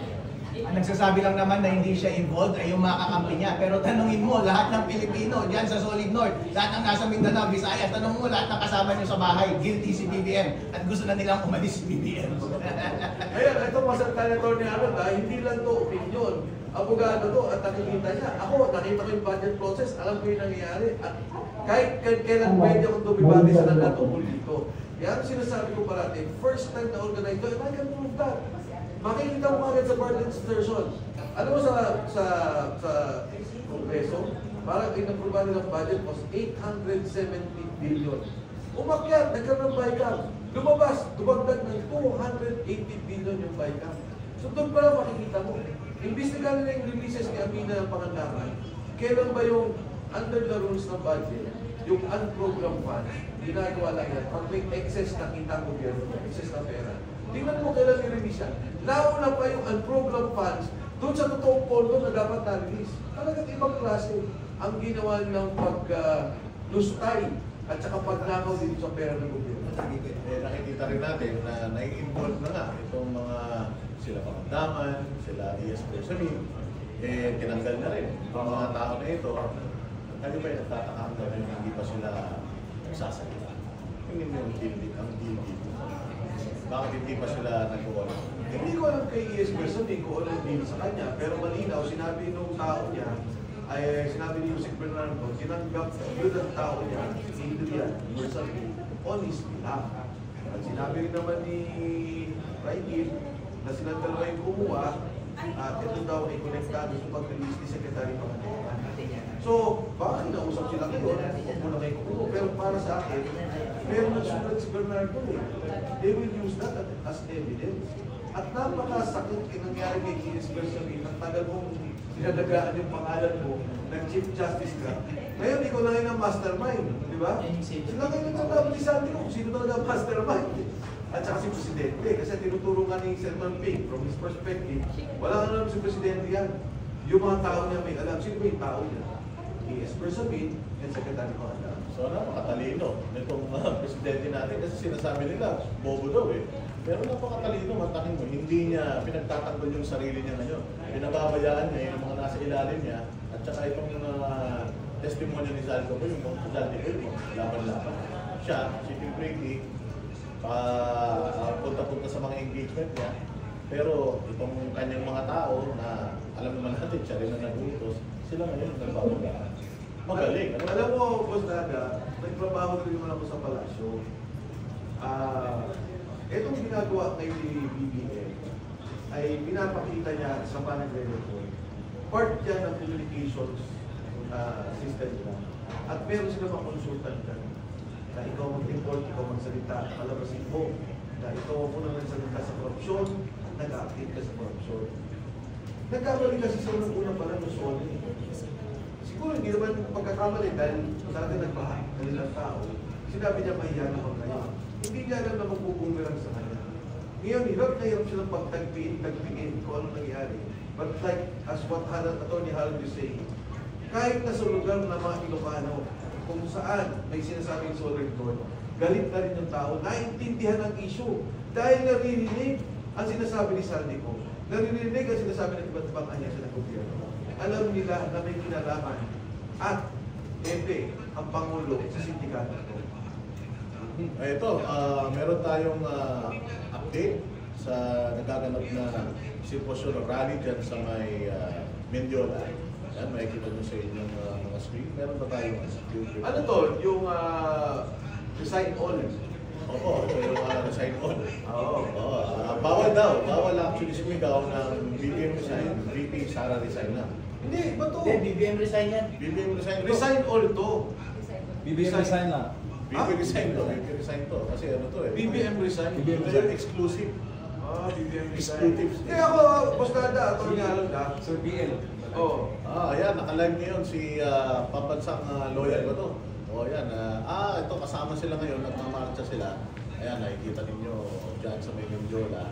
Medyo marami-rami na rin dito. So itong grupo na ito ay BBM resign. Oo, BBM resign. Kasi may ibang grupo eh. Yun na nga yung sinasabi natin, dapat kasi sa mga ganitong sitwasyon, wala nang grupo-grupo, no? Dapat iisang ano na lang tayo, hindi kain, isang kulay na lang tayo. Yung panawagan, total, pare-parehas naman tayong biktima nitong inayupak na corruption na ito. Sana magano na, no? Magsama-sama na tayong lahat. Kahit ano pa, religion mo, ano pang estado mo sa buhay, apektado tayo rito. Dapat wala nang exclusivity rito. No? Tama, wala dapat grupo-grupo as a matter of fact, sir. Ako wala naman akong grupo Big Mike, Greco. Hindi ko naman kakampi si Duterte, hindi ko naman kakampi si BBM. Nakulay ko lang siya. Hindi ko rin naman ako sila lang nakapig. Yes! Sariling sikap lahat ito. Sariling sikap lahat ito. Pero, nung binigyan ako ng pagkakataon para marinig ang aking posisyon sa pamamagitan ng platform na ito na maraming nanonood, obligasyon po natin mga Pilipino na sabihin natin na kapag ayaw na natin, tama na po. Obligasyon po natin yan sa publiko. Hindi po natin pwede na pabayaan lamang na nangyayari ito na wala tayong ginagawa. Yung mga iba kasi natatakot, sabi nila, opo, Harold, naiintindihan namin. Gusto naman talaga namin na maalis na sa BBM. Kasi hindi naman talaga natin maitatanggi yung corruption eh. Sabi nila, kaso nga lang yung papalit, ayaw namin eh. Diyos ko dahil, hindi ba pwedeng isang question lang tayo ngayon? Gusto mo ba yung isang abusive relationship o hindi? Yun lang naman ang tanong, hindi po ba? Ngayon, kung gusto na... Huwag mo na magharap ng iba pang munang asawa. At saka kung gusto nating i-please ang lahat. Kasi po, mahirap talagang maging successful tayo dito sa adikain na ito kapag hiwa-hiwalay tayo. Kasi sabi nila, mag-resign si BBM. Lahat tayo gusto mag-resign si BBM. Hindi na dapat debate yun eh. Pero sabi nila, what next? Kung gusto natin mangyari yun, baka pwede natin panawagan si VP Sara. Pwede niyang basahin yung Article 7, Section 10. Na kapag nag-resign ang President, pwedeng mag-resign ang Vice President din. Pero, dapat yung Congress manawagan agad ng special election. Magiging hero si VP Sara doon at ibibigay natin sa taong bayan, alright, hindi merong special election for President, Vice President. Ngayon, magbotohan na lang kayo ngayon. Mukhang pinakamalakas naman si Sara ngayon. So, napakagandang tayo yun kay Sara. Maganda, babalikan natin yung sinasabi ni Atty. Respicio. Pakinggan muna natin itong live feed ni Papa Chaloyan.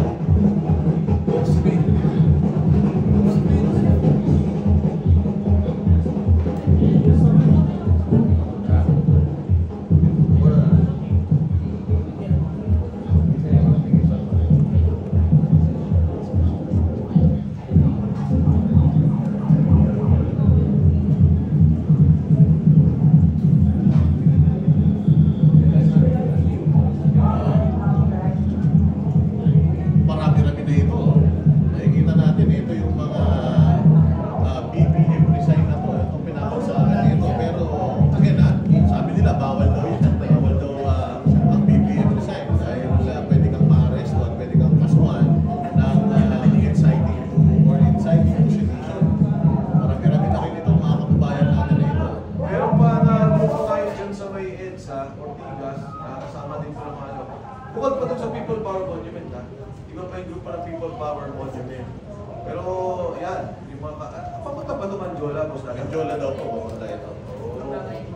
Pero may mga nauna na doon eh, may mga nagmarcha na doon na mga Sara resign naman. Sana pagdating doon, magkaisa tayo ng panawagan na bukasan ng corruption sa Pilipinas. At napakaganda nga yung sinasabi ni Atty. Harold Respicio. Habang nagpe-play ito, maganda pag-usapan natin yung line of succession. Kasi kamakailan itong ating si Vice President natanong ng media tungkol sa kanyang readiness sa pagiging presidente, if ever na kailanganin ng kanyang servisyo. At nung una, nung nasa Davao, hindi niya yung sinasagot. Sabi nga niya, ayaw ko sagutin niya, magkakagulo tayo. Pero na-corner siya doon sa isang event at sinagot niya yun. Sinabi niya na ako'y hindi na, walang walang question ng readiness. Kasi Vice President ako eh. By law, ako yung susunod eh.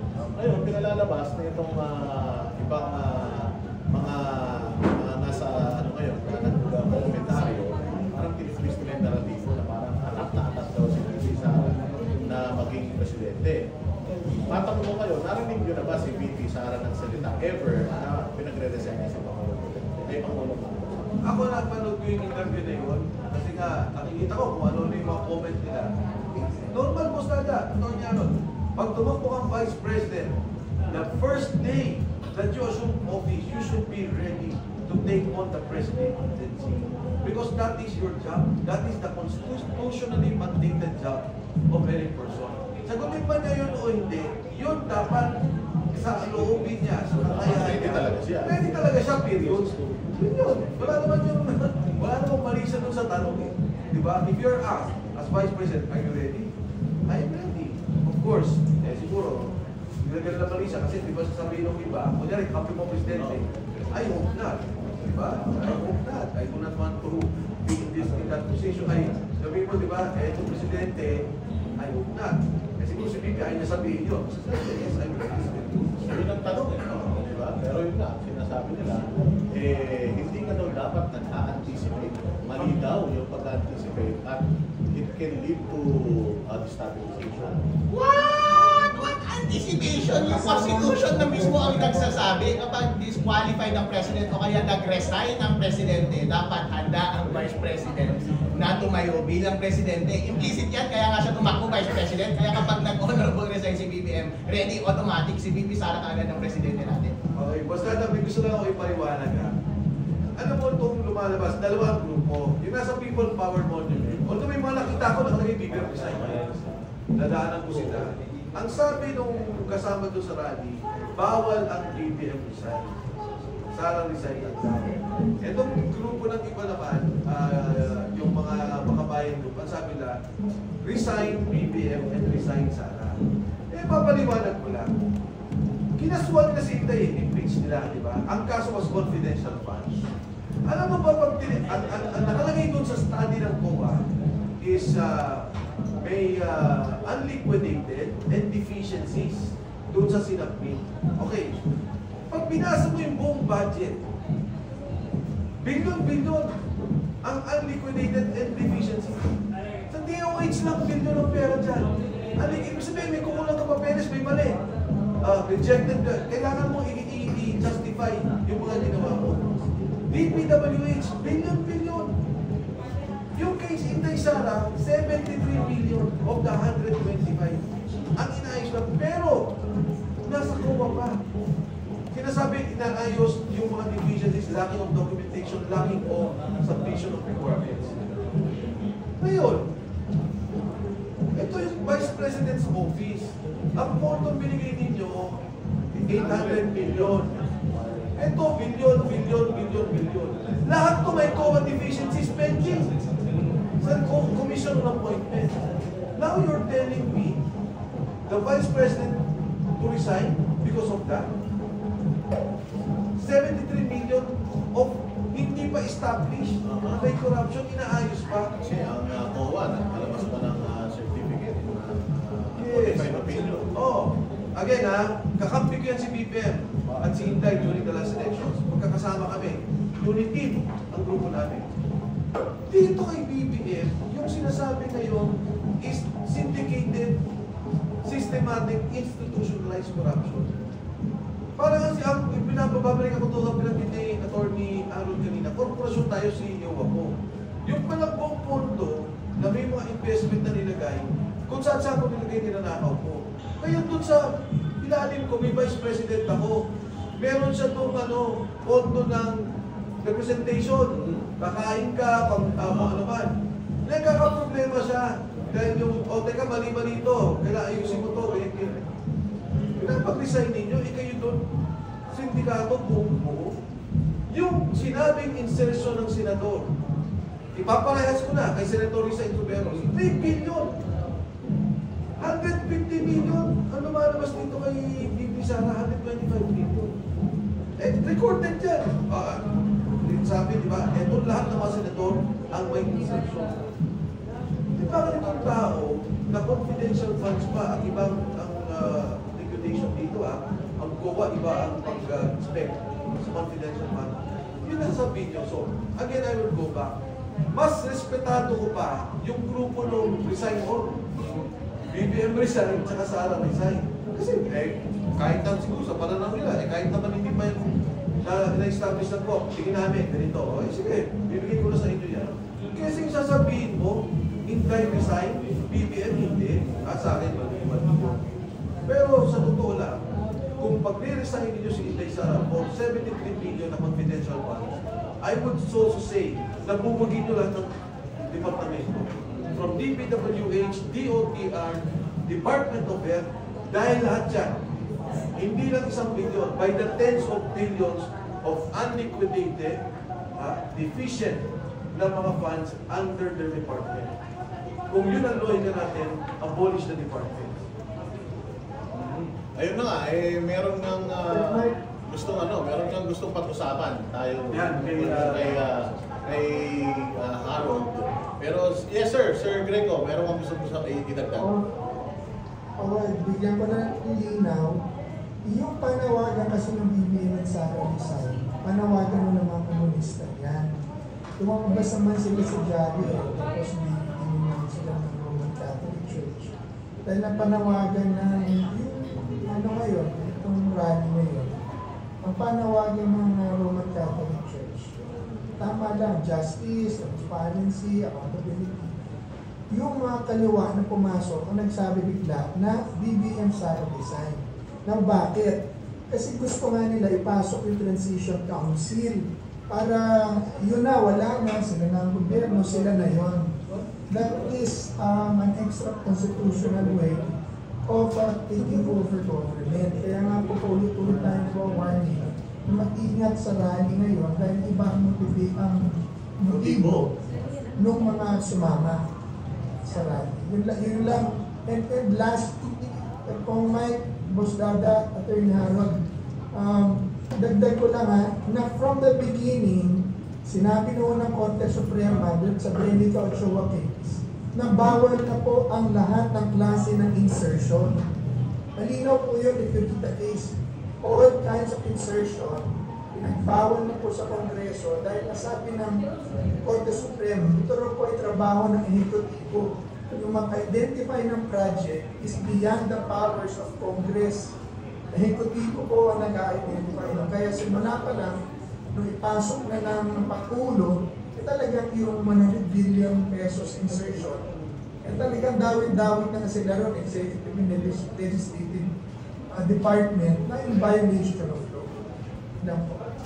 At yan na nga, ipasok natin yun, Attorney Harold, yung iyong suggestion. Kasi ang pinag-uusapan dito ay yung BBM resign. May gusto mong pa-resign kay BBM. Yung iba naman ayaw dahil si Inday Sara yung successor. At gusto nila parehas mag-resign. Meron namang iba gusto ng snap elections. Anong pwedeng remedyo dyan, Attorney? Bossing, kapag papasok tayo sa laban, siguraduhin natin na mananalo tayo. Ngayon, alam na ng lahat na mayroong korupsyon na malawakan at dapat umalis si BBM. Ang kaso nga lang, okay, sama mo si Sara. Yun ang sabi ng iba. Sabi ng iba, gusto, kudeta.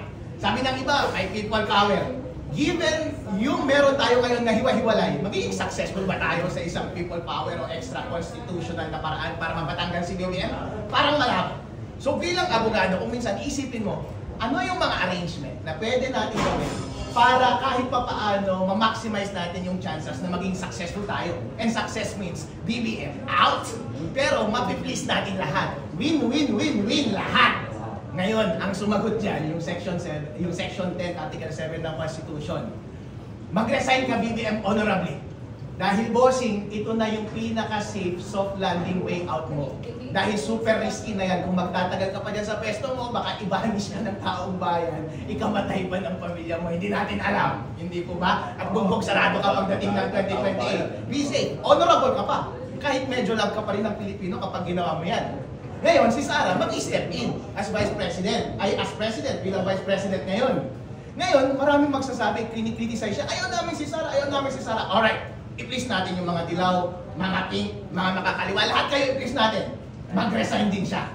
Kaya kapag nabakante yung President at Vice President, mananawagan yung Congress agad-agad ng special election para Presidente at Vice Presidente. Ngayon, magkakaroon tayo ng reset talaga. Attorney Harold, under the Constitution, pag Vice President, Vice President nag-resign, diba? Take over si Senate President. Pero call immediately for a snap election. Hindi snap election ang tawag, special election. Sorry, special election. Intra-constitutional yun, sir. Automatic yun. Magiging heroic si BBM Sara kasi ang lalabas yan, alright, lahat kayo, pinagbigyan ko kayo pinagbigyan ko kayo sa panawagan ninyo na tama na ang corruption at umalis si BBM. At pagbibigyan ko rin kayo na isasalang natin lahat, mag-New Deal tayong lahat. Tapos, lalaban siya as president. Kasi parang same opportunity ko siya, parang 2020. Klaro lang. So kailangan, bago mag-resign si VP Sara, meron ng batas. Hindi po. Dapat may deal na sila na BBM. BBM, mag-resign ka na, wala ka ng choice. At magre-resign din ako after mo or simultaneously tayo. Paano pagka Senate President, di naman nag-resign? Yung Senate President, temporary lang po yun under Constitution. Kasi kapag Okay. nabakante po ang President, mag-step in siya interim, pero obligasyon po ng Congress na manawagan ng special election. Immediately within 7 days. With the current, paano? With the current Congress, sinasabi nila, ito ang pinaka-corrupt na Kongreso. Paano kaya yan?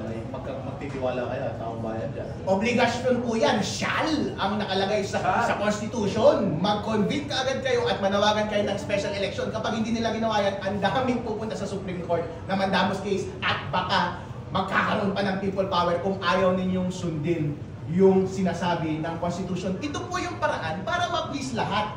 Kasi nga po, si Sara, wala rin siyang ikakatakot eh. Kasi sa ngayon, sino ba ang viable na contender sa presidency aside from Sara ngayon? E di, sa kanila niya yung sarili niya, mas maganda pa nga yung opportunity na to, I would argue, kaysa sa opportunity sa 2028. Kasi mainit pa ang damdamin ng taong bayan, baka pagdating ng 2028, baka meron pang mag-emerge na contender. Eh ngayon na lang, magkasukatan na tayo ngayon. Parang ang naluwi ni Atty. Harold, o sige, ang gugulo ninyo, ang gugulo natin. O baka pahig kayo, itong solusyon natin. Parang ganyan, no? Kasi ako, ang counter-argument ko kasi, sa akin, wala namang kasalanan yung Vice Presidente. If you look at the charges. Parang lugi ah. Oo, pero, pero, lugi si VP ah. Oo, Hindi naman ako nagnako eh, tapos ako aalis, di ba? Pero ako nga, isang konsiderasyon yun na sinasabi ng Atty. Harold. Sige na, supreme sacrifice tayo lahat just to unify the country and to move forward.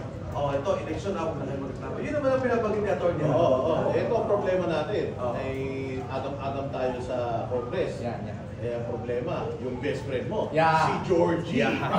Oo, yun ang problema natin. Takot din ang tao sa eleksyon. Kasi nga, parang, sabi nila yung Duterte, nanalo daw yan eh. Pero ilan lang yung mga pumasok at biglang may mga pumasok na hindi nila ina-expect sa mga sarili nila na mananalo sila. Paano mo ngayon i-appease yung mga tao patungkol sa best friend mo? King George, hindi ako takot sa'yo. Makakaasa po kayo taong bayan na Pilipino na babandayan natin, si Big Boy Georgie. At hindi siya makakapagtaya ngayon this time. Kasi kapag magkakaroon po ng special election, hindi na makakatakbo si BBM. Okay. So sino ang i-adapt na bata ni Baby George ngayon? Wala siyang magagawa. Kailangan niyang sundin yung mandato ng taong bayan. At makakaasa po kayo, bantayan natin si King George. Dahil kapag hindi niya gawin yung trabaho niya, siya na rin ang patayasikin natin. Saka siyempre, legacy na rin ganyan yun. Pero yun mo, ang gulo ng bansa. Kunyari na, assuming nag-agree na sige, ayusin natin to. I would think si chairman naman, hindi na, as you would say, babantayan. Ayusin na rin niya yung gagawing halalan. Opo, mahirap rin kasi na kung wala kang manok sa laban, bakit ka mandaraya? Noon may manok siya sa laban eh. Best friend niya lahat eh. Eh ngayon, sino ang manok niya kung nag-resign na si BBM? Wala siyang magagawa kundi kumapit sa katotohanan. Maganda, no? Maganda yung remedy ni Atty. Harold. Di lang natin lagay niyo sa comment section kung kayo ba ay nag-agree dyan. Kasi palagay ko talaga, may karamihan dun sa mga kababayan natin, baka hindi talaga pumayag dito. Pero maganda yan ha. O kaya lang, ito yung isa pang agam-agam eh. Panag-uusapan natin itong batas na ito na hindi pa natin ma-access, hindi pa natin magagamit. May mga in-place tayo na batas na nilalabag nila ngayon, harap-harapan, broad daylight eh.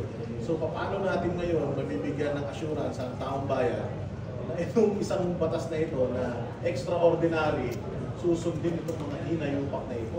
Alam mo, Boss Dada, yung problema natin sa ngayon, kunwari, inuulit-ulit ko at uulitin ko ulit, si Mark Tecay, si Paul Estrada ayaw nilang ipatawag. Kasi pag pinatawag ka yan, mako-confirm yung sinasabi ni Santo.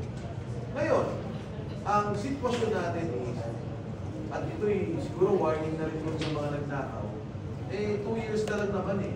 Kung malusok na rin ninyo to, presidente, di ba? 2 years na lang, yung sinasabi ni Atty. Harold ka, ano na to eh, honorable na exit mo na lang to.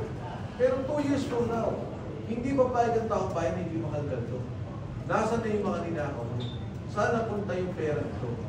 At itong si Mark Tecay at si Paul Estrada, lalabas at lalabas mo. Pati yung 90 na kasama ni Contessa na nag-deliver ng pera. Kasi sabi sa akin, meron siyang espesyal na grupo na yun daw lang nag-deliver kay Presidente. Hindi kasama, iba yung delivery na normal. Kumbaga ito siguro yung pinaka-close niya. So lalabas dito mga issue na to eh. So I do not know, yung sinasabi ni Atty. Harold na sige, baka honorable ano ka na lang dyan, tapos isoli mo lang yung pera, yung kung ano man na nakuha mo. And then let's start anew. Pero, tama yung binabanggit ko, yung bang batas natin ngayon, masusundan yung investigasyon ba? Matutuldukan to na kung sino talaga? Ay, palagay ko hindi. Dahil pag tinuldukan nila to, aabot yung presidente. At hindi siya papayag na sangkot siya dito sa sindikato. Na totoo naman na siya ang sangkot at kasama at hepe ng sindikato. Paano ko pati yung magiging deal nun? Kung magre-resign ako, makakasunod pa ba? Ay dapat kasuhan lahat ng nagkasala. Dito natin Hindi mapapatunayan lang. kung ano talaga Hindi, ang alis dapat na maging presidente natin. Huwag mo na sabihin yan. Hindi aalis yan. Oo, patay tayo dyan. Hindi aalis yan. Pagka ganyan, naalis na ako. Makakasuhan pa ako. Pero diretso mo, attorney. Dito po natin makikita kung ano dapat magtrabaho ang presidente natin. Kasi so far, yung presidente natin napakahina, hindi niya pinapanagot ang lahat ng nagkakasala. Isang malaking oportunidad ito para kay VP Sara na patunayan niya sa taong bayan na isa siyang worthy successor. At kapag nakaupo siya, ay tutuparin niya yung mandato na ibinigay sa kanya ng taong bayan at pananagutin niya lahat at mag-iiwan siya ng magandang Pilipinas. Ayun nga, hindi ba o magiging ano yan? Magiging opportunity ito para dun sa mga ayaw kay Inday Sara. Kasi ang inantay, ang natitira na lang is 2 taon, 2 kalahating taon na lang. Kung bababa si BBM sa pwesto, si Inday yung mag-lead, at least matitest natin kung kaya pa talaga ni Inday mag-lead. Kasi magkakaroon ng election sa 2028, kung palpak si Inday, makakakita tayo ng ibang mga kandidato. Ako, boss Dada, to be honest, di ba, hindi naman pwede yung naisip mo at nararamdaman mo ang sundin ng taong bayan ng bansa. Kunyari, nanalo ako nung panahon na yun, kay BBM ako at kay Inday Sara. Pero, ngayon, sinasabi ko may problema si BBM. Si Inday Sara, kahit nagalit sila, kailangan nagkagapin siya ang Vice President. It doesn't matter. Nung Pangulo si Pinoy, magkaibigan kami ng Presidente Noynoy Aquino, hindi si Pinoy ang aking Presidente at that time.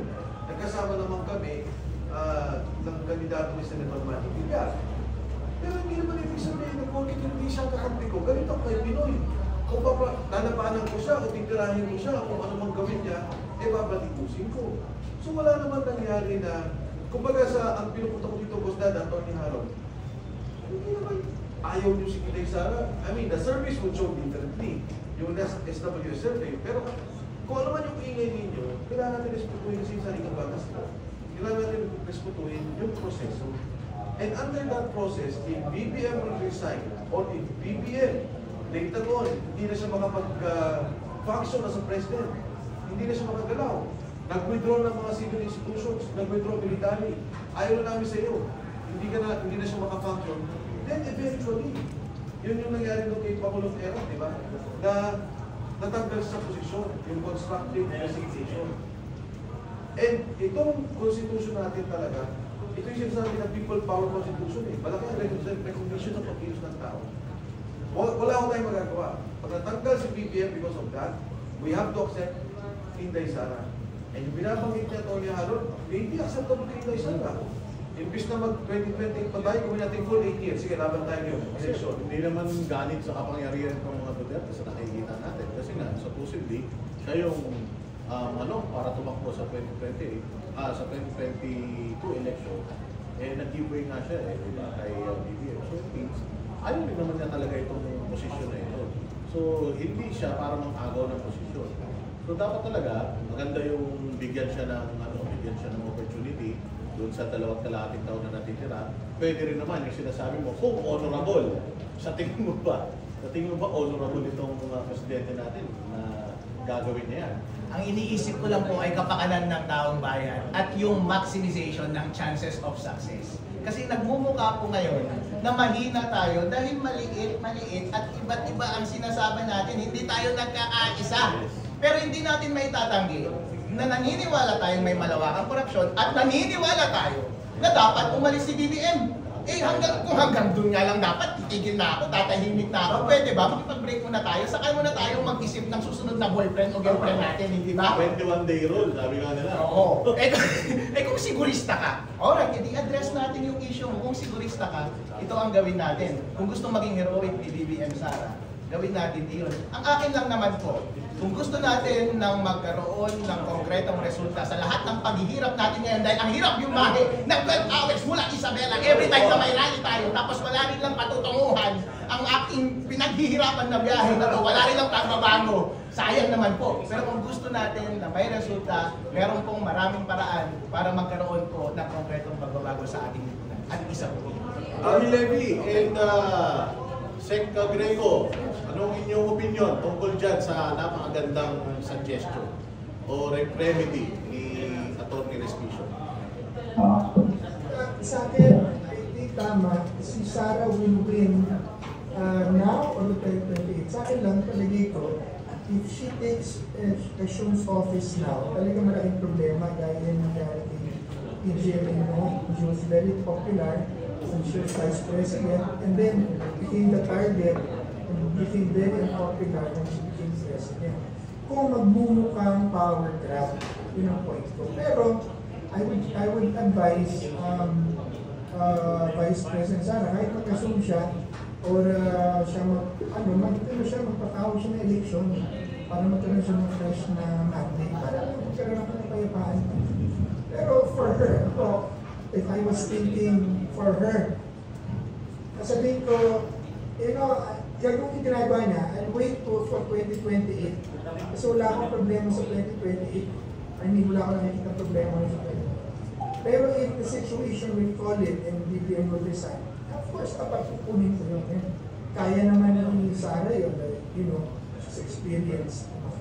So yun ang pinag- Everything was taken on. Boss Data, Tech Mike. Sige po. Medyo balikan ko lang ng konti yung nabanggit ni Sec Mike kanina about Gutesa.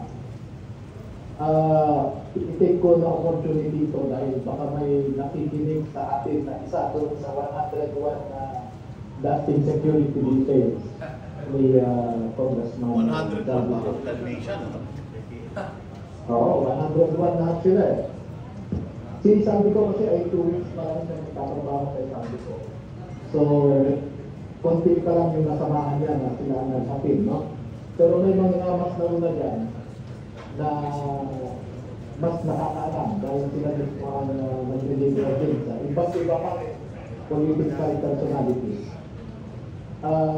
Sa ngayon ko kasi ay naguguluhan ang balita ko, no? Ay naguguluhan itong mga kasamahan ng Gutesa dahil nasubukan na nila na 2 beses na tinapos sila ng isang grupo na dinadala sila sa isang bahay ng sports pub, Tandila Street, no? Ang isang sinasabi sa kanila ay huwag kayong mag-alala dahil hindi naman kayo makakasukan kung manahimik kayo. So yun ang sinasabi ng grupo na nananakot sa kanila. Pero gusto kong ipaalala doon sa mga kasamahan ni Gutesa na hindi kayo pwedeng magtiwala, makampante doon sa sinasabi sa exhibition nung nananakot sa inyo ng Tandila Street na hindi kayo makakasuhan. Dahil pwede mo kayong accomplice, no? Doon dahil na tayo ang nagde-deliver ng nakaw na pera sa mga nagpayaman mula sa pera ng bayan. So, huwag kayong magtiwala na hindi kayo makakasuhan. Pangalawa, no, dito sa sinasabi na special election or whatever, mukhang mag-ingat dapat tayo, no, na paguhin ang formula sa presidency. It's either we adhere to the Constitution or we trust it. Kung sasabihin natin na kung mag-resign si BBM, kailangan din magparaya si Vice President Sara na mag-resign din siya para magkaroon ng special election. Naaayon yan sa legal na batas pa rin na magkaroon tayo ng special election. Pero sasabihin ba natin na kung mangyayari yan ay magkakagulo katulad ng nangyari kay GMA on, na nakapaisip si Estrada, siya ang nakashoot, and then afterward, naging turbulent ang kanyang administration. No? Pero yung nangyari kasi sa era Estrada, meron din konting ba doon, extra dynamics. Nagkagulo yung time ni GMA dahil meron isang malaking politiko na nawala sa eksena. No? Nawala siya sa eksena at yung pinapangalagahan niya na economic interest niya ay nawala sa kanya. Kaya inutusan niya itong mga grupong ng Magdalo na manggulo. At nung nagkakagulo na ay meron nag-advise kay GMA, siguro na alam nito sa Secretary Mike, na I think you should consider talking with them and the late, no? JP. So, ang tanong is, what is it for me? Kaya nung nakatigil ni JP kung kay Senator Ronasan, yung mga nanggulo na Magdalo, ay bumalik si JP na Senate President, no? At nabawi niya yung control sa CESA. So, may mga factors na gano'n, no? Pero, pangalawa, yung pinilip din kasi nila, ito, let's be frank about it. Pinilip naman nila yung decision na si Erap ay considered na deemed resigned ayon sa kanyang diary daw. Alam naman natin na may konting masa-masahe. Pero kung sa ngayon, i-apply na, i-evaluate natin yung situation, kung mag-resign si BBM, definitely, Sara has to succeed. At ang nanggugulo lang naman ngayon, ang manibigay ngayon, yung Berkeley Group, yung mga bayan block, yung CPP-NPA, at ayaw nila na mag-succeed si Sara for two reasons. Number one, alam nila na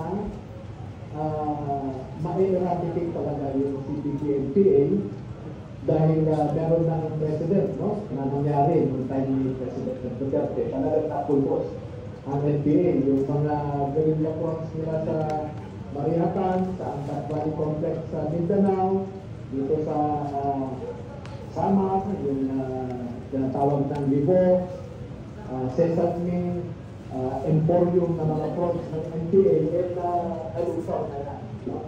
At pangalawa, gusto ni BP Inday na ibalik yung mandatory teacher military training sa ating mga estudyante na ayaw ng kaliwaya. At pangatlo, may sariling interest itong kaliwa na makapagpadala sila ng sarili nilang presidente sa Malacanang. No?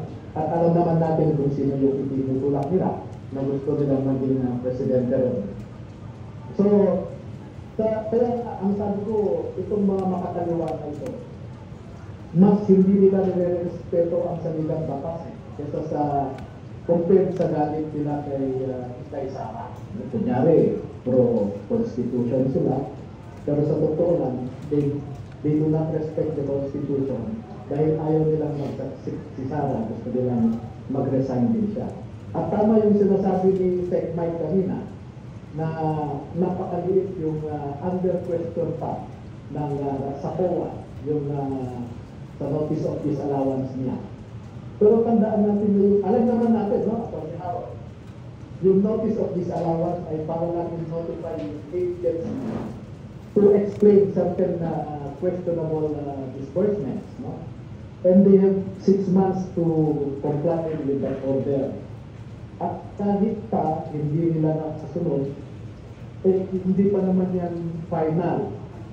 Meron kasing final notice of disallowance. And even if there is a final notice of disallowance, there are several cases na Sandigan Bayan na sinasabi na mali yung ginagawa ng COA.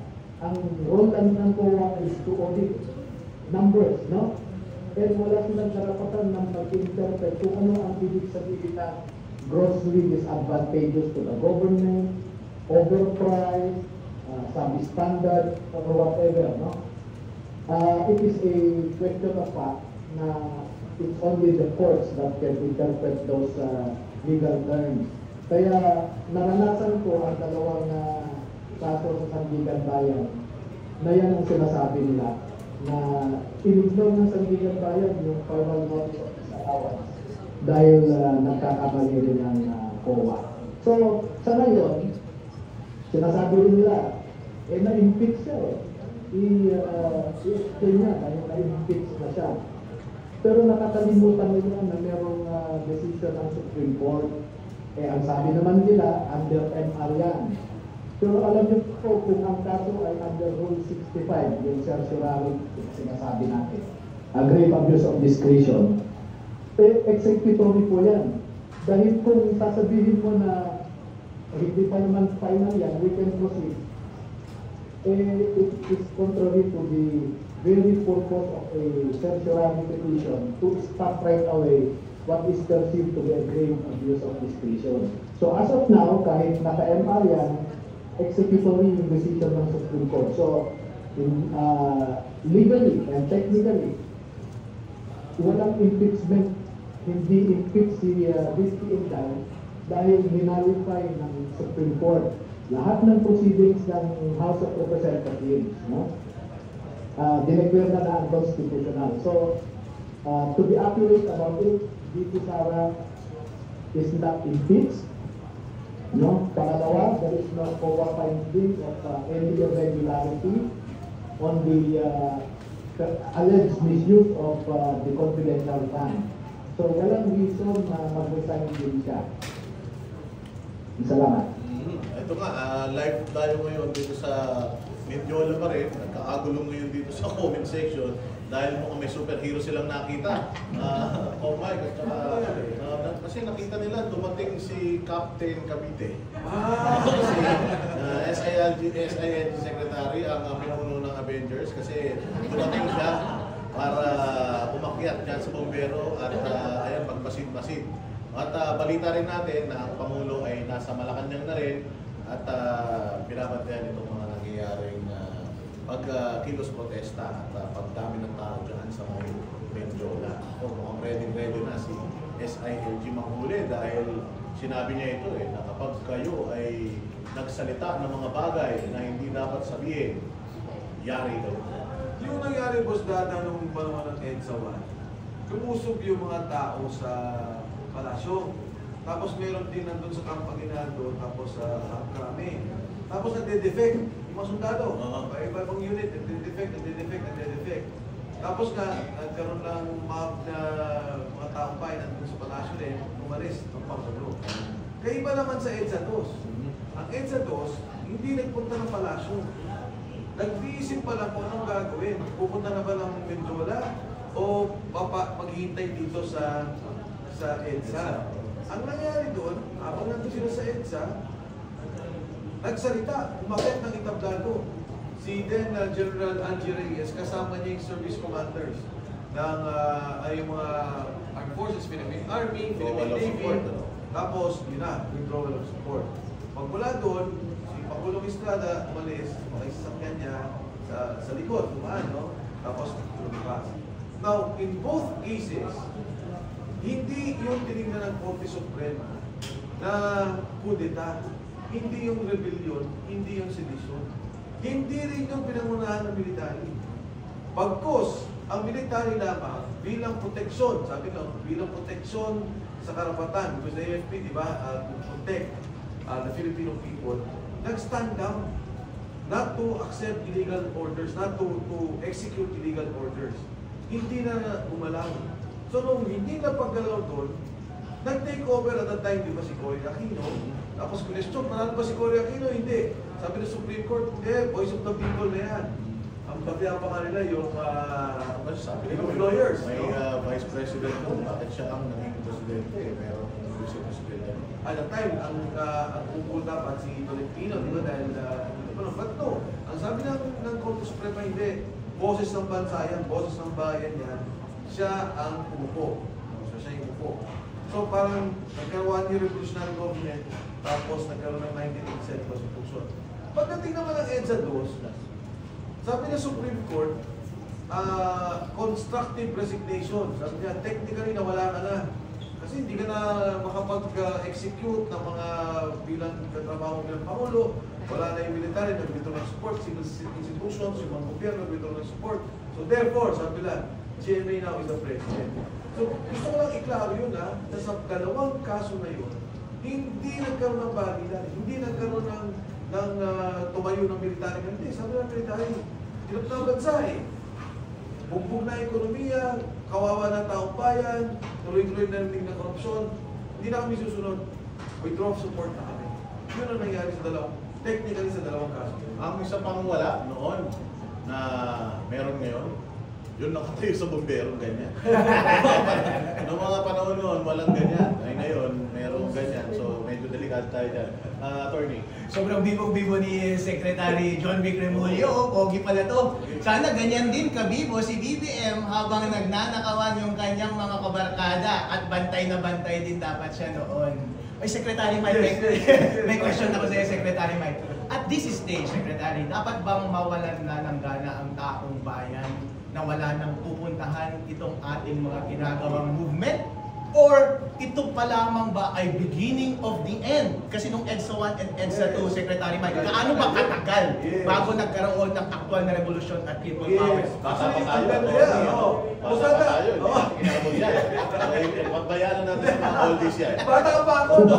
Si Boss Dada, Attorney Aaron, alam mo, yan ang maraming tanong ng iba. Napapansin ko, yung iba parang, pagod na kami, labas na kami. Sabi ko, teka lang, may kakamali ata kayo doon. Pag tinignan niyo yung ating kasaysayan, yung English Revolution, napatay si Ninoy 83. 3 taon.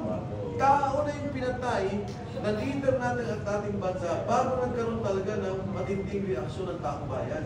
At sinimulan nga yun, nung pag-camp out, ni then Senator Petri din, kasi solid din si President Ramos, yung dalawang ating naging President at Senate President. Dito naman kay Pangulong Estrada, yung EDSA 2, ang tagal nun eh. It was even a year. Alam mo na, ako ba yung nag-sign ng impeachment mo ulat, pinag-usapan nga kanina, si Bob Chavit, na nandito. Ang tagal nagrarali yung mga tao kung saan din, we find an impeachment. Ayaw po ba naman ng mga congressmen? But, to be fair naman, nung nagkaroon naman ng hearing ng December, until January, yung isang buwan na halos na yun, naging mabilis ang reaction ng mga tao. But prior to that, siguro taon din ang binilang bago nagkaroon ng reaction ng tao. Eh tayo ngayon pa lang eh. Nagdaan mo natin, isaldi ko, 3 linggo pa lang nagsalita, o 2 weeks ako. Kung naunahan lang ng gobyerno yung script nila, yung ginagawa nila yung script, na ang talagang mastermind ay si Speaker Martin at kasama niya si Saldi ko, ako baka naniniwala ko na tayo. Eh kaso nagkamali sila. Nagkamali sila, nagkaroon ng delay, nakapagsalita sa Saldi ko, ito yung mastermind. So we're talking of 3 weeks pa lang, magmula nang nangyari itong mga issue ko. Yan mga kababayan, you heard it from the source. Ito pa lamang ay beginning of the end. Huwag po kayong sumuko, nagsisimula pa lang po ang laban. Kaya kapag nakita ninyo si Secretary John Vic Remulla ngayon na nakatayo, baka sa mga susunod na linggo at buwan, sa kabilang side na siya tumayo at lumalaban na siya at bumaliktad na siya. Mga ngawit din yan. At saka besides, itong mga Remulla na ito, eh mayroong reputation ito na talagang mga political waterfall. Matatandaan natin, noong 2022, nasa side ito ng mga Binay. Biglang naging mga Duterte ito. Tapos biglang ngayon, nandito sila ngayon sa kampo ng mga Marcos at Ako naman Boss Dada, kaibigan ko pareho yan eh. Si Boy Remulla at saka si Secretary Martin. Ako naman, ang respeto ko sa dalawang yan, eh, hindi naman sila kasama sa corruption na usapan ngayon eh. Di ba? So palagay mo lang, iba-iba tayong comment. At saka, naiintindihan ko din naman yung usapin ng loyalty. May ganyan talaga. Nagsimple ka, maging loyal ka. Pero naniniwala ako, aabot din sa punto na ma-realize nila yung pag-winning nila yung bansa. Makikita rin naman din na pag nakita na, tama pare, mahirap na to. Pag nagpatuloy pa itong presidente ito, wala nang mangyari sa bansa natin. Kung pa na ito, puro protesta na lang, walang gustong mag-invest, walang gustong contractor, ngayon na mag-bid, walang gumagalaw sa bansa. Baka sabihin na rin nila na ganito na yung gawin natin. So, ako naman may konti akong may konti akong faith. Ngayon, kung usama sila sa corruption, eh, pasensyahan. Si Saldi ko, si Martin Romualdez, kaibigan ko. In fact, Nung lumabas sa Jet Contessa, tumawag sa akin ni Speaker Martin. Right after, several hours after, kinabukasan, nagsalita siya. Ginawagan niya ako. Pero, mali eh. Itong ginawa ninyo, mali eh. Diba? May problema kayo at mali ang ginawa ninyo. Parati nga, Atty. Harold, pag nakikita ko yung sila Dr. Liachon at saka yung director ng PGH, na wala kaming pondo ngayon, na may cancer, yun, nagagalit ka na naman eh. Diba? Ngayon, may sakit ng mga tao, walang pondo, walang magbigay ng guarantee. Hindi yung mga bagay na hindi lang simpleng pera, pero yung minasak ng baha, yung ngayon walang pang-aaral, edukasyon, at ngayon walang pambayad dahil yung pondong yan, ninakaw. Speaking of, may kausap na ako kagabi, karamihan daw ng mga tao doon sa ospital, namatayan ito eh, karamihan daw ng mga tao doon sa ospital, nagbibigay na sila ng, yung mga guarantee letters daw nila, hindi na tinatanggap ng ospital. Tapos yung mga supposedly, supplied ng ospital na gamot, wala na rin daw. So sila na mismo yung mga pampugli ng ospital ito. Sila na mismo yung bumibili ng mga gamot na hindi nila kaya na sila nandun sa mga public hospital. So ito yung sitwasyon ng bayan natin ngayon. And katulad ng lagi natin sinasabi, itong flood control projects, most projects na ito, it's just the tip of the iceberg, sabi na nila. Marami pang mga corruptions. Actually, ang dapat na tinitingnan natin, pero mukhang delikado na sila rito. Tingin mo, Atty. Harold. Uy, mga kababayan, hala ka, BBM! Malapit ka nang matanggal! Nag-uumpisa pa lang pala tayo! Makakaasa ka, BBM, na hindi kami susuko. Kasama namin sila Secretary Mike, sila Greco, Atty. Lobito. Hindi kami susuko hanggang sa lahat ng sekretary mo ay bumaliktad. Secretary John Vic Lemuria, papogi ka lang dyan. Alam ko sa susunod, nasa kabilang set ka na rin. Tinanong daw si SILG. Sabi, mukhang overkill naman yung security ng Mendiola. Ang sagot daw niya, mas okay ng over-prepared kesa under-prepared. Alright. Sana yun ang iniisip ni BBM nung unang panahon pa lamang. Kung gaano kabibo magbantay ngayon si Secretary John Vic Lemuria sa mga maaaring magkagulo dyan sa Mendiola, ganun din dapat nagbantay si BBM sa lahat ng pagnanakaw na nangyari sa kanyang administrasyon. Pero BBM, kulita ang lahat. Alam na po ng taong bayan ang kalokohan na nangyari sa iyong administrasyon. Wala na po kayong ibang tamang gawin pa, kundi mag-resign. Sige, bigyan natin ng final message si Pong Mike patungkol sa mga issues natin.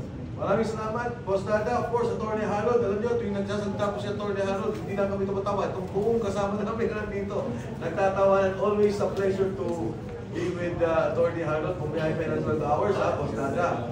And of course, si Boss Dada, sabi ko nga, parating pinapanood ko ng misis ko. Sa atin po lahat, ako ho, ang panawagan ko, hindi naman patagal na yan eh. Ang panawagan ko ay nangyari po doon sa nakita ko magmula ng lumabas sa Jet Contessa. Yung, again, sistematikong nakawan, organisadong nakawan, na ang Pangulo ang nangunguna. Bilyong-bilyong piso ang nilinakaw na sa ating gobyerno. Kasama si Speaker Martin Romualdez at nagtapat na yung pinakatirador nila, si Congressman Saldico. Ako, ang panawagan ko, hindi lang BBM design. Kailangan litisin siya. Kailangan dumaan siya sa batas. Kailangan harapin niya ang kaso. Dahil nga sinasabi, no, ayoko naman sabihin, kailangan ikulong si BBM. Pero naniniwala ako na siya mastermind, siya may gawa nito, at malaki ang naging kasalanan niya sa sambayan ng Pilipino.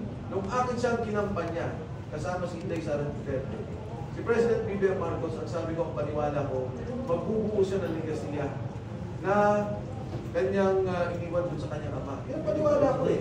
Yung kanyang ama, nagkaroon ng problema, natanggal dito sa posisyon, sabi ko, ito si Presidente Marcos, gagawin niya na ang lahat, nakatamaan, para itama yung pangalan nila. Pero nakakalungkot na nangyari. Kaliwat ka na nakuha, pinabayaan ka. Hindi ganito ang dapat mangyari sa ating bansa. Wala na pong tiwala ang tao, negosyo, ang ibang sektor ng ating lipunan, BBM para sa ating bansa, mag-isa. Check Greco, yung mensahe. Una, thank you for having me, Sec Mike, Atty. Harold, Boss Dada, thank you for having all this together na maniligan iba na bang opinion. Sana una manalangin tayo dahil magulo talaga itong nangyayari sa ating bansa. natin pray and ask God to guide us and give us wisdom like kaya tayo, mga nakikita mga leader sa paglaban, kahit alam yun, dahil gusto lumaban, pero talaga mas marami natatakot. So manalangin po tayo, pagbili tayo ng talino, protection. Secondly po, pagka nagtuloy ang investigasyon, mas marami pa tayong mga lalaman na kalokohan. So, naniniwala ako na this is at the tip of the iceberg at ang dami ko pong nababalitaan pa na in-overprice nila, nirig nila, kasi iba namang departamento, kung nakatayo tayo sa Department of Agriculture, ang dami nila mga dinekot na pera po siya. So, kailangan mag-imbestigahan. Kailangan pati si Presidente Marcos magpa-imbestiga kahit ngayon. Not for purposes of filing any formal charges, but for purposes of impeachment. Pwede po natin gawin. Just to know the truth. Secondly, talaga ipabalik lahat ng pera na ninakaw. Sana gawin na ni Presidente Marcos yun dahil kung nagkamali man siya, alam naman natin na nagkamali siya. But then, pagka nagsisi ka, talaga merong pagbabalik. And lastly, ang ating pong panawagan sa ating lahat, whether nasa gobyerno ka o nandito ka sa nagpuprotesta o nandito ka sa mga nanonood lang pero gusto ng katarungan, ang panawagan ko po sa ating bayan, sundin ang batas. Merong batas, merong sabi ng batas, sundin lang po natin yun. No? It may be painful, it may be not everything what we want, pero it is the right thing to do. At lastly, patuloy tayo sa lahat ng ating ginagawa dahil ito pong exercise ng pagsasalita ng katotohanan ay magpapalakas po sa ating bayan. Maraming salamat mga kapatid. Mabuhay ang Pilipinas. Mabuhay. Attorney Levy.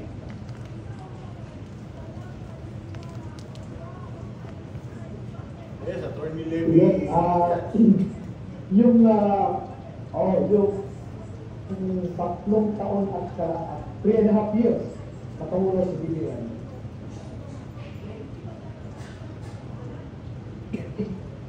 Kita na natin na hindi niya nagampahan ang kanyang obligasyon sa kita.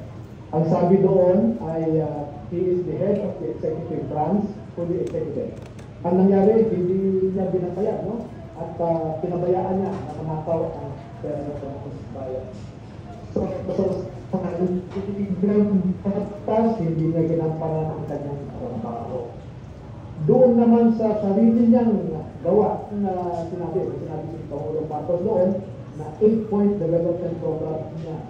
Pero pag isa-isahin po ninyo yung 8 programa na yan, yung sa food security, sa transportation, yung affordable and clean energy, healthcare, social services, education, bureaucratic efficiency, at saka sound fiscal management. Ni isa doon, wala siyang natupad. Natapos na ang 3.5 years na. So, ano ang hindi niya nagawa noong 3.5 years na pwede nating paniwalaan na dito sa naiiwan 2.5 years ay kaya nang gawin, no? So he failed in the first 3.5 years and there is doubt that he can do anything for the remaining period term. Nakikita ako sa sinabi ni Ekmay at ng damdamin ng nakakaraming Pilipino na Mr. President, mahal niyo ang Pilipinas.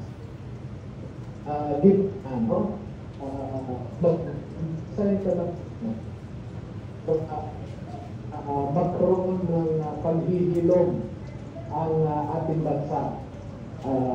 Kung meron kung pwede pang mag-operating, although sinabi ng isang kaibigan ko, wala soul yan, kaya hindi siya pwede mag-operating. Pero naniniwala ako, Mr. President, na mahal mo ang Pilipinas at sana sa mga lucid intervals mo, mapag-isipan mo ang dapat mong gawin.